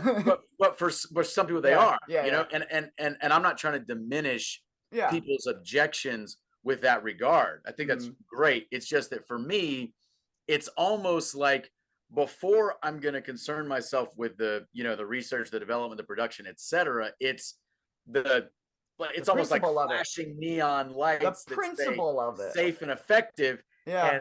And I'm not going to concede that to you. And I'm not even going to concede that these are true vaccines that even require an exception. Like I don't need an exception because these aren't even, you know, true vaccines. That was kind of the hard line that I decided to take, you know? Yeah. And they're not legal. And so correct, they're not legal. It's not legal. And by the time I resigned, I was well aware of the whole Caminati. I was well aware of that by the time that I resigned. And I was just like, I can't do this anymore. And here's the other thing, and this is a little bit weird, and maybe people don't necessarily understand this, but in my mind, so I had been relieved of command, but in my mind, I still had the mantle of command. And so the decisions that I'm making in my mind, it's almost like I'm still a commander. And so it's like, I am not going to go along with this. Like, I do not agree with what the Army or DOD are doing at all. And so for my soldiers who I was in command of, even though I've been like ripped out of command, like I'm going to, it's not that I'm trying to be some martyr and just fall on a sword for no reason, but it's just that I'm not going to be a part of this. And I feel like I can do more to fight for my country and against tyranny out of uniform than in uniform, as paradoxical as that may seem. Now, I know you guys understand that, but for others who might not get that, that's kind of where I saw myself in early to mid 2022 as I was trying to figure out whether or not to resign. Right. When we first got that, when we got that first counseling statement in October, I wrote, I'm signing this form and counseling statement or contract under duress. By me signing this statement, I am in no way, shape, or form acknowledging the fact that if I don't follow these orders on page 1, then I will be separated from the Army. I am exercising my religious rights under the Constitution and not agreeing to the terms outlined on page 1. I have followed all orders on page 2 so as to not disobey a direct order, but I am not acknowledging, consenting, contracting, or agreeing to accept and or acknowledge the orders that if I do not get the COVID-19 vaccine, then I will be forced out of the Army. I love it. I hear you. That's great. Yeah. So a couple things. The 2022 NDAA, you know, you mentioned getting a general discharge. Very, very common to get a general discharge because that's the lowest that they could give. But what came along with that, the sneaky thing that they did is they characterized under on the DD-214s under characterization of service, or like the reason for the discharge, they used the code serious misconduct. Which is like for sexual assault. I'm not familiar with what you guys are talking about, but I know you've brought up the NDAA. I'm gonna have to research into it and look up to it because I'm not familiar with the changes that you keep talking about. So Congress put in, you know, that the lowest they couldn't give people dishonorable discharges essentially, or OTH, other than honorable discharges, as an act of Congress for refusing COVID vaccines. But the workaround is they could still characterize your service, and the reason for the separation on the DD-214 was a serious misconduct. And that's what employers look at. And so it looks like you sexually assaulted somebody, Right, yeah. essentially, Yeah, because that's the kind of crime that is typically associated. So it's not like, people that piss hot for cannabis or something Now, like that. They don't get that on their DD-214. And so it was a way that DoD tried to punish individuals that did not voluntarily resign. Well, not And only Totally that- deliberate. Like it's Yeah. very clearly deliberate, kind of a kick in the butt on the way out the door, yeah. I mean, they knew exactly what they were doing when they decided to put that kind of code for serious misconduct on people's DD-214, because people know what that means when you have to carry that paperwork to a future employer. So it's I totally would deliberate. never admit to being in the army. I would just be like, I would just never acknowledge the fact that I was in the army and just never show You'd my have a DD-214. hard time filling that 13-year gap in employment history. Yeah, that's true. That's true. I was an entrepreneur, self-employed. I'm a self-made man. But you said something else about Brad, that you feel like you're going to be able to do a better job of serving the country out of uniform. Yeah. So that's a perfect transition into Yeah. what kinds of things that you feel like you'll be able to do now that you're out of uniform to serve the country and provide fifth generation leadership. What can I help you with? so- We're right here. I want to help too. Yeah, so that's a great question. So I've been very patient and deliberate and selective about deciding what to do next. And Yeah. I have not started like a new job yet. Here's what I did not want to do. I did not want to do like a lot of people coming out of the Army, at maybe my rank or experience level, and going into some sort of defense related job. I was like, I do not want to work for the government. Right. And I maybe don't even really want to work for some sort of contractor that is, working really tightly with the government, maybe I Right. want to stay away from that. And I also don't want to go work for some large corporation where I could probably, go get a job there and do very well. But, and it would probably be maybe a great salary, but I don't want to go work for some corporation that is just kind of soulless and lacks integrity. I don't want to do that. So I've been very selective about surveying the field and deciding what to do next. But aside from the exact step of like, what's my next job going to be, kind of more big picture, here's kind of what I think. And you guys, maybe this will resonate with you guys too. So I think at this juncture in our country, we're at like a massive, massive, massive inflection point, the largest inflection point we've been at as a country for several generations, And I think that if we're going to save this country in whole or in part, here's what it's going to require. It's going to require like a massive audit of our political and legal systems and almost like the philosophical framework behind those systems.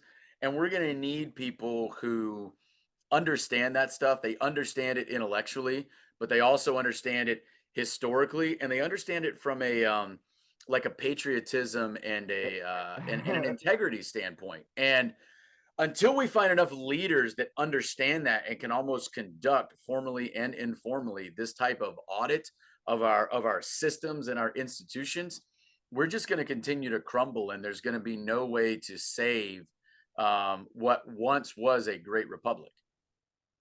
Yeah. I agree. I agree.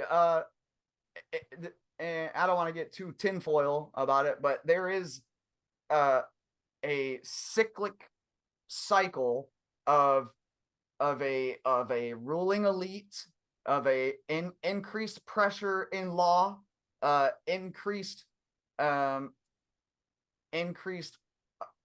of making life meaningless and more difficult, I guess, at the same time as like like revolutions start up, and it's like the people versus the elites, and you can see it all throughout history. And I think that we're at that point right now, and kind of to phrase it the way that like the World Economic Forum phrases it is a new world order. We are like entering into a new world order, whether we want to or not. It's just something that is naturally going to happen, right? And then there's symbolism throughout the universe that lets us know that this event is about to happen, such as everything that we're experiencing right now, along with simple things down to the reason why it was the Chiefs and the Buccaneers. You know, Buccaneers are pirates, and the Chiefs are the people of the land. You know what I mean? And it's just there's these synchronicities, I guess, that you can see throughout history that really set the tone for the next age that's about to happen. At least that's what I'm seeing throughout my study of history and my study of like law and philosophy and Right. Well, when we look at history, so you guys talking about whether it's fifth generation leadership or just the idea of fifth generation warfare. So one of the easiest ways to lose a war is to realize too late that you were in a war. Yep. And when you look back historically, it's pick a war right from history.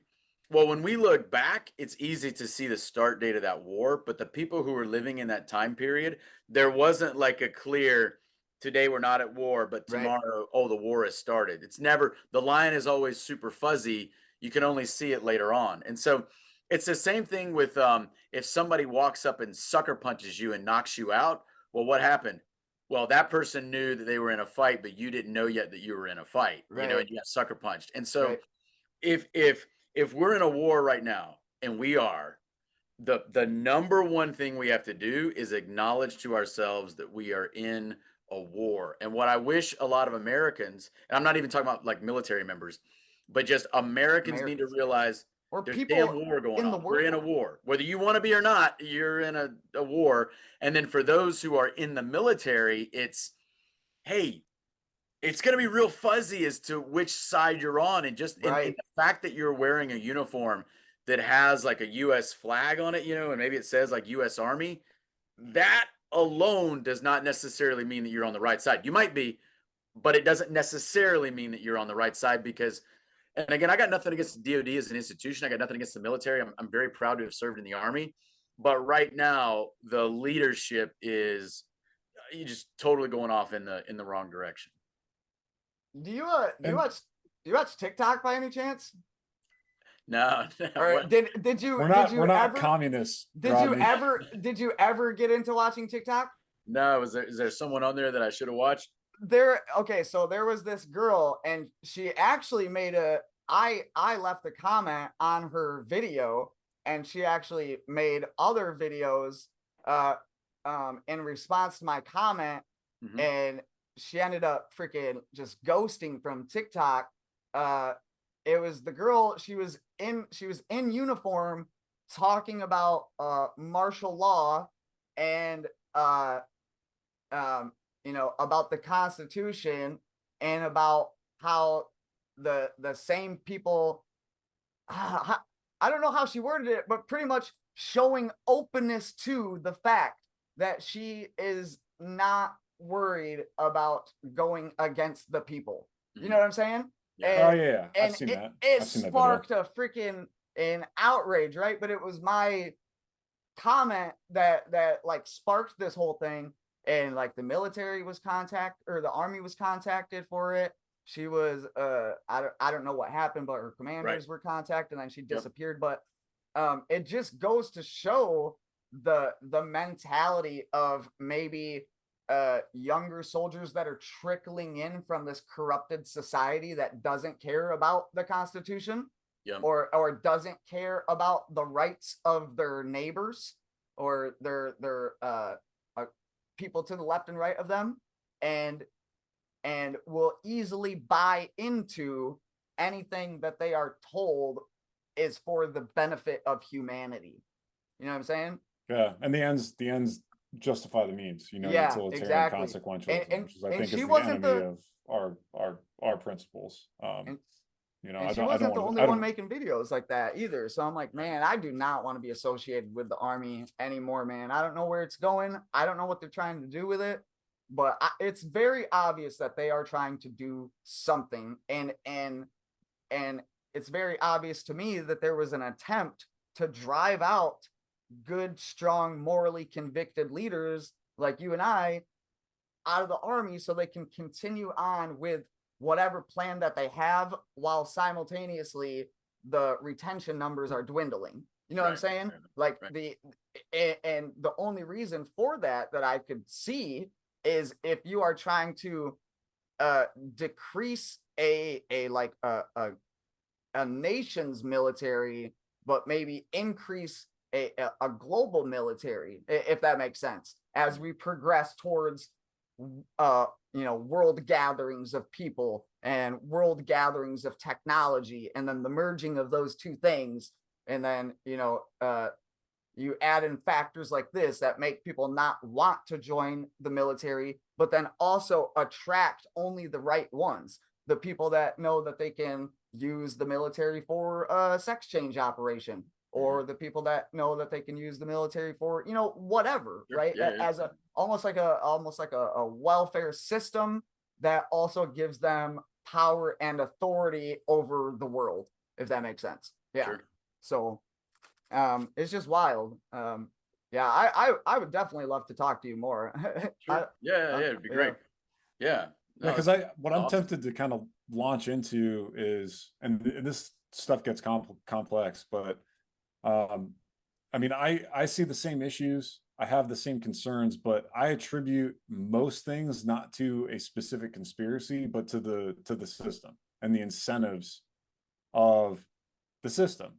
So when we're looking at senior leaders and the kind of sinecures that are available to them, like these high-paying jobs, sitting on boards of defense contractors, or just large multinational corporations, that, like you said, are these soul-sucking jobs. Yep. That, like their purpose is tied into this large globalist system where the dollar is the world reserve currency, and all the stuff that entails, where there's people that are working in very difficult conditions throughout the third world and quote unquote developing countries, where they're trading the products of their labor for their government is inflating their currency and by indentured buying US servitude. Treasury bonds, et cetera. And we're able to enjoy the standard of living in America that we enjoy because that's where all the production's happening. Meanwhile, our middle class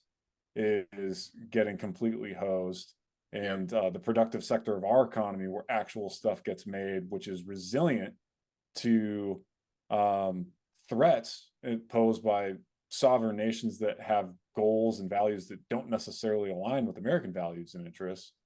It all gets very complex, but the point that I'm trying to get at is that the military is it's run by civilians.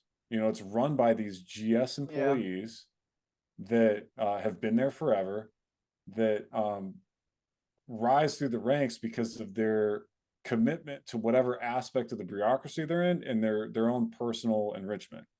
They Right. don't, like, people with strong values that have a sense of purpose, that like are self-aware and reflect on that, they can't survive in Right. that They don't even environment want to because be a part of it. It's because almost like yeah, because it's like, what are you doing? Right. Like after Afghanistan, right? Yeah. We came out of Afghanistan, we were there, 20 to 40 trillion dollars got poured into that adventure. For what? And if you Yep. sat in some GS or SES position, right, some senior executive staff position somewhere within DoD, and that's what you did for the last 20 years, it's like, what were you doing? How have you contributed to supporting and defending the Constitution of the United States?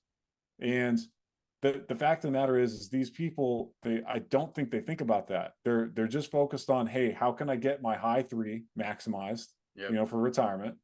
And that's their big concern. And then not after that, it's like, well, how can I get my high three? And then what's the optimal time to get out and transition into the private sector, which is really working as a contractor, or working for a large multinational corporation that is a large multinational corporation because of government contracts. Right. And so they don't have to provide a good or a service to customers that want it at a price that they can afford, because they're using taxpayer dollars. So they don't have to be effective, they don't have to be efficient. And it's this whole machine that rewards a certain type of person and punishes another type of person. And it's not necessarily that it's a conspiracy. That's just the nature It's a spiritual war, the I beast. think. Yeah, well, You it's a called it. spiritual, Yeah, exactly. You called it the beast. It is the beast, and pretty But- soon the beast will come, man. That's what I think. The fundamental thing that I think that we can change, and why I think populism is the solution, is the reason that it's so bad right now, and it's becoming so obvious that these large institutions aren't really capable of actually doing the jobs that they purport to say that they can do. Because like you said, Brad, you live the Army values, right? It's just that the Army, when it says these are our values, it's like the institution it's not living in accordance with those purported values. Right. Well, the institution, and that's because, well, yeah, the power gets concentrated at these very high levels, and the types of people that to whom purpose matters, and they're reflective about that, to make sure that, hey, and is what I'm doing a waste of time, or am I just parasitizing the American taxpayer? Right. Sure. People who think about that, they get crushed and driven out before they rise up to the top of these massive institutions. And the solution, I think, is that the institutions need to be smaller. They need to be leaner, so that it is even possible for people of principle in order to control and influence these organizations. Because right now, the way that things are structured, the American taxpayer, through the electoral system, does not have the ability to influence the system. Yeah, we need a public forum. We need some sort of public forum where the people can speak to the representatives, because that doesn't really exist. I think there's certain candidates that have certain qualities. It's like, if you look for those certain qualities where it's, purpose and like values and these kinds of things, and people that act in accordance with their principles consistently, I think people can identify those folks. It's just there's challenges to overcome, where we're given often, through control of the primaries, the RNC and DNC, by controlling who gets selected in primaries, we're given this choice of two people in the general elections that neither of them are people of principle. And the people that are trying to run in the primaries are massively outspent by things like FTX, where it's like they got billions of dollars that get poured from DC, specifically candidates that don't have principles. Like, it's not like it's an accident. They're targeting, hey, who are people that we can control with money? Well, we're going to give them the money, and and the money is so much more important in the primary elections too, because of name recognition. But so like, there's challenges that can be overcome. I think there are political solutions to these problems, but ultimately it's going to, I think, drastic things like firing a huge percentage of the federal workforce, just firing them, because right now it's impossible to fire people. And when I say civilians control what happens in the military, and it's like, civilian control of the military is what we should have, right? But that's elected civilians that should be controlling the military, not unelected bureaucrats, which is what happens. And people don't understand the mechanisms, but it's very simple. And Brad, you might be able to comment on this, but if you have a GS civilian and you come in as an active duty dude, and you said you had joint jobs, so I'm sure you dealt with plenty of GS civilians that were. Sure. And so if you have a GS civilian that you're rating, that you're ostensibly their boss as a green suiter, as an active duty service member, and they're not performing well, or they have different objectives, and they're acting against what you're trying to do, and you have a candid conversation with them, you're like, look, like, get on board. This is what we're trying to accomplish. Like, this is the mission. They can very frankly say, get bent. I'm gonna outlast you. Like, you are gonna be gone. That's exactly right. Yeah. In a year or two. And there is literally, like, you could make it your full-time mission to fire me and you're going to fail. Yeah. It'll Yes. make my life a little bit more difficult. Go for it. Go for it. I like, because a lot of them, they seem to get off on it. They seem to get off on it. So, Yeah. if that person can do that and you're supposed to be their boss, well, guess what? If you're their boss, their performance, you're rated on their performance. Like, that's going to determine how successful you are. So who works for who? Sure. Really, it's the green suiters that are working for these civilians that don't change out. And I think a lot of them have issues with character, where they're only concerned about maximizing their high three, and they've lost a connection to the oath that they took as well, to the Constitution. Right. Yeah. We're coming up on 2.5 hours. I'm not sure how much longer you guys want to go, but I'm probably gonna have to go here in a few minutes. we typically always ask everybody that's come on so far. The world is your horseshoe circular formation around you right now, and you're their battalion commander that's about to leave with one last message. What do you say to them? Yeah. Okay. So I already told you how I think, kind of collectively we need to perform some sort of audit of our political and legal systems and the philosophical framework behind that. So let me say something else in addition to that, and that's discernment. So I mentioned earlier that if you reduce it down to an either or binary construct of people who either lack strategic thinking ability, or they're cowards, like either one of those disqualifies them for their job if they're a military leader. Okay. Right. Because you either do or you don't. But let's look at it, even outside of just the military. So discernment, any choice. Sure.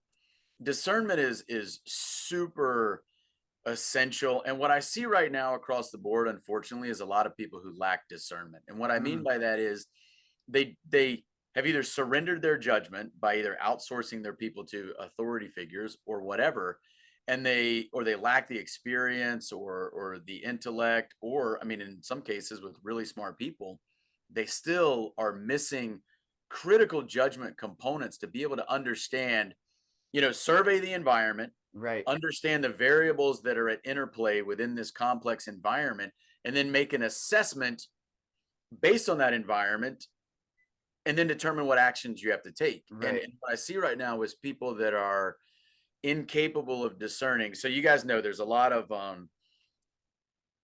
information signals that are out there a lot of times get lost in the myriad of bullshit. There's so much information out there, a lot of which is just untrue and meant to deceive you.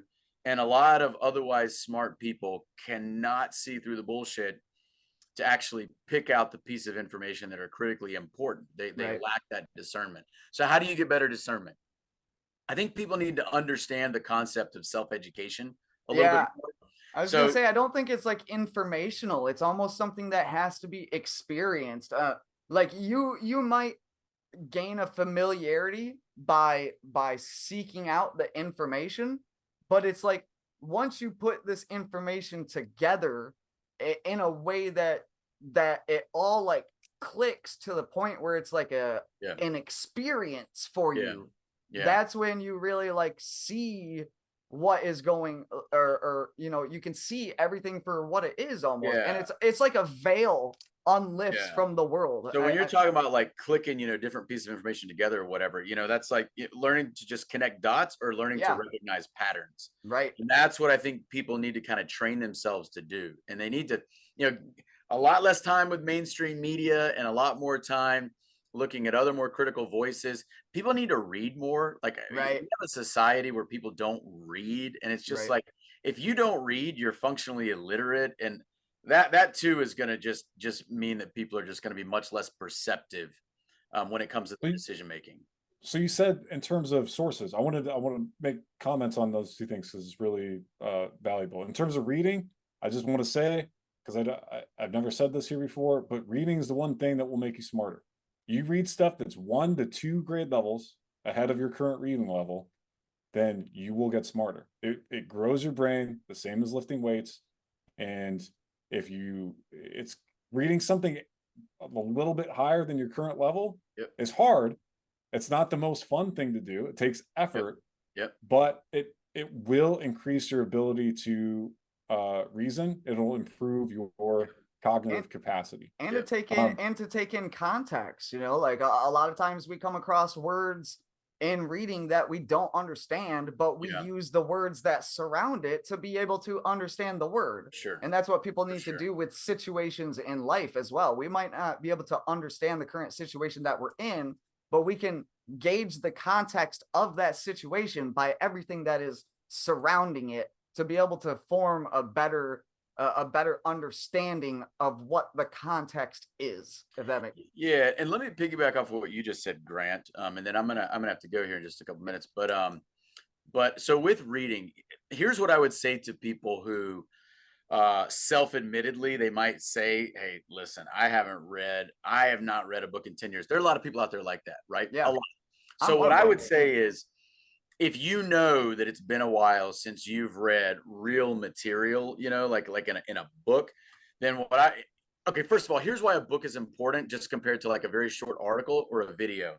So first of all, because there are a lot of great videos out there with a lot of great content creators, and you can learn a lot from that. So I'm not saying don't go after that. So I'm not saying that. I'm saying also read. But when you look at an article that someone produces, even a scholarly article, and then you compare that to a book is long form argumentation, and it's the primary source, right? I mean, it's just much different than the argumentation that you're going to use even for a very, you know, high written article. And so learning to make your way through a book will teach yourself to have more intellectual stamina, and that is critically important in this day and age. And if people aren't at the point where they can pick up a 500-page super dense like book on history, okay, great, start with something a little bit simpler, but you know, get through it, work through it just like you would with anything else. You know, work through it and build your stamina, and you will become a much better critical thinker, and you will exercise more judgment, and you will become more perceptive. 100%. Yeah, and if it's challenging, that's a good sign. Framing that feeling that, hey, this is difficult to understand, that's the same feeling as lifting weights being difficult. Like it is helping you. It is, you know, it's not hurting you. And then, so I know you got to go soon. So maybe to close out, you mentioned not mainstream media, which I agree with 100%, because, you know, they are enforcing a narrative. Yeah. They're not trying to make money, you know, a certain way. They're making money based on who owns them and enforcing a narrative. But that's complex. You mentioned finding other sources. Close us out by telling us how you evaluate sources of information and where you tend to go and direct your energy when you're trying to consume information. Okay. So here's what I wish I could tell you. I wish I could tell you that I had like one-stop shop for getting my information. I don't. If I ever find one, I'll let you know. You ever find one, let me know. So what I do is I use a variety of sources, and then it goes back to just what we were talking about a few minutes ago, dot connecting and who's corroborating what. Here's one thing that I do that maybe a lot of other people don't do, but I think is critical. So first of all, I mean, you can look behind me, you can see that I read a lot of books, but let's talk about, we already spoke about that. Here's one thing that I do is I read a lot of foreign newspapers. And okay, so maybe you don't speak another language. It doesn't matter. For people who want to get a breadth of opinion, you can find English language newspapers for most countries, even if their official language is not English. And so I love newspaper archives. Sure. I am always reading old historic newspaper archives and like Library of Congress archives, because there's so much stuff in there that, like, man, we have no idea. We have no idea what's in those archives. It is just full of stuff. So let me just give one example real quick. If somebody wanted to start doing this, right? Okay, so just take whatever's going on in Ukraine. There's a lot of, you know, information and, you know, misinformation obviously being spouted by both sides. Okay, great. But one thing that you can teach yourself to do to get more perceptive is, even if you don't even know which newspapers to look at, but if you just say, hey, I'm going to find an English language newspaper from Germany because I'm curious about what they're saying about this particular event. And you know what? I'm going to find an English language newspaper from Poland because I'm kind of curious about what they're saying. Just start there and find sources that you like. And then what you're going to find, obviously, is you're going to find newspapers that say A and you're going to find newspapers that say B. And you don't necessarily have to know which one of those is right. You just have to understand these are people writing from different perspectives that may have different biases themselves. But over time, you just get more perceptive at figuring out which sources corroborate which other sources. And it just helps you develop a more complete mosaic of what's happening in the world. A friend of mine uses the term cognitive parallax for that. Like you have multiple views looking at things from multiple angles. And it relates to medicine too, with radiography and imaging. You know, Yep. one view is no views. Yep. You know, Yep. so Yep. you have to be able to look at stuff from multiple angles in order to have any hope of building an accurate model in your own mind of what the heck is going on. And there's So that. that's actually not something I've ever done, and I really appreciate that. Usually I get it secondary from Yeah. other folks that do that. Yeah. But And- I've never done it personally, and it's something I might consider. You know, If I would say if people do, if they have the ability to read in a foreign language, then I would say read the foreign language newspapers. But there are plenty of people who don't, you know, they only read in one language, and that's fine too. So just because if somebody only reads English, the good news is you read a language that, you know, most other governments produce, or not governments, but most other you know, Media. newspapers produce in English, even if it's Right. not, you know, their official language. So it's And- still easy to get that information. And what's that old saying of you know, there's three versions to the story, you know, their side, and then the truth, right? You know, something like that, right? So Exactly. if you're taking information from all these surrounding areas and you're kind of picking up what's being said, and it's really about reading and analyzing what's not being said, or the association or relationship or universal opposition of whatever like is being said by these guys and these guys. So yeah, I think that's fascinating. Brad, I think you are a very intellectual person, and I'm assuming you think about all the same stuff I think about all the time. I think that your story, you know, of going through the military, or being in the army, the career that you've had, and then, you know, the assertions that you took is very admirable, and I respect you for it, and I thank you for it, and I hope that you can continue being a voice of reason to society. I would love to chat with you more whenever. Sure. We'd love to have you back on here whenever. Yeah, it'd be great. Yeah, it was very nice meeting you. Like I said, Grant has told me a lot about you, so it was nice getting to meet you for sure and hearing some of your thoughts. Hey, thanks, guys. Hey, I appreciate everything that you guys have done individually, just with your own stances, but I also appreciate what you're doing with this. So thanks to you guys, and thanks for having me on. Grant. right on. Thanks, Brad. All right. Really appreciate your time. Yeah, of course. All right, guys. Take care.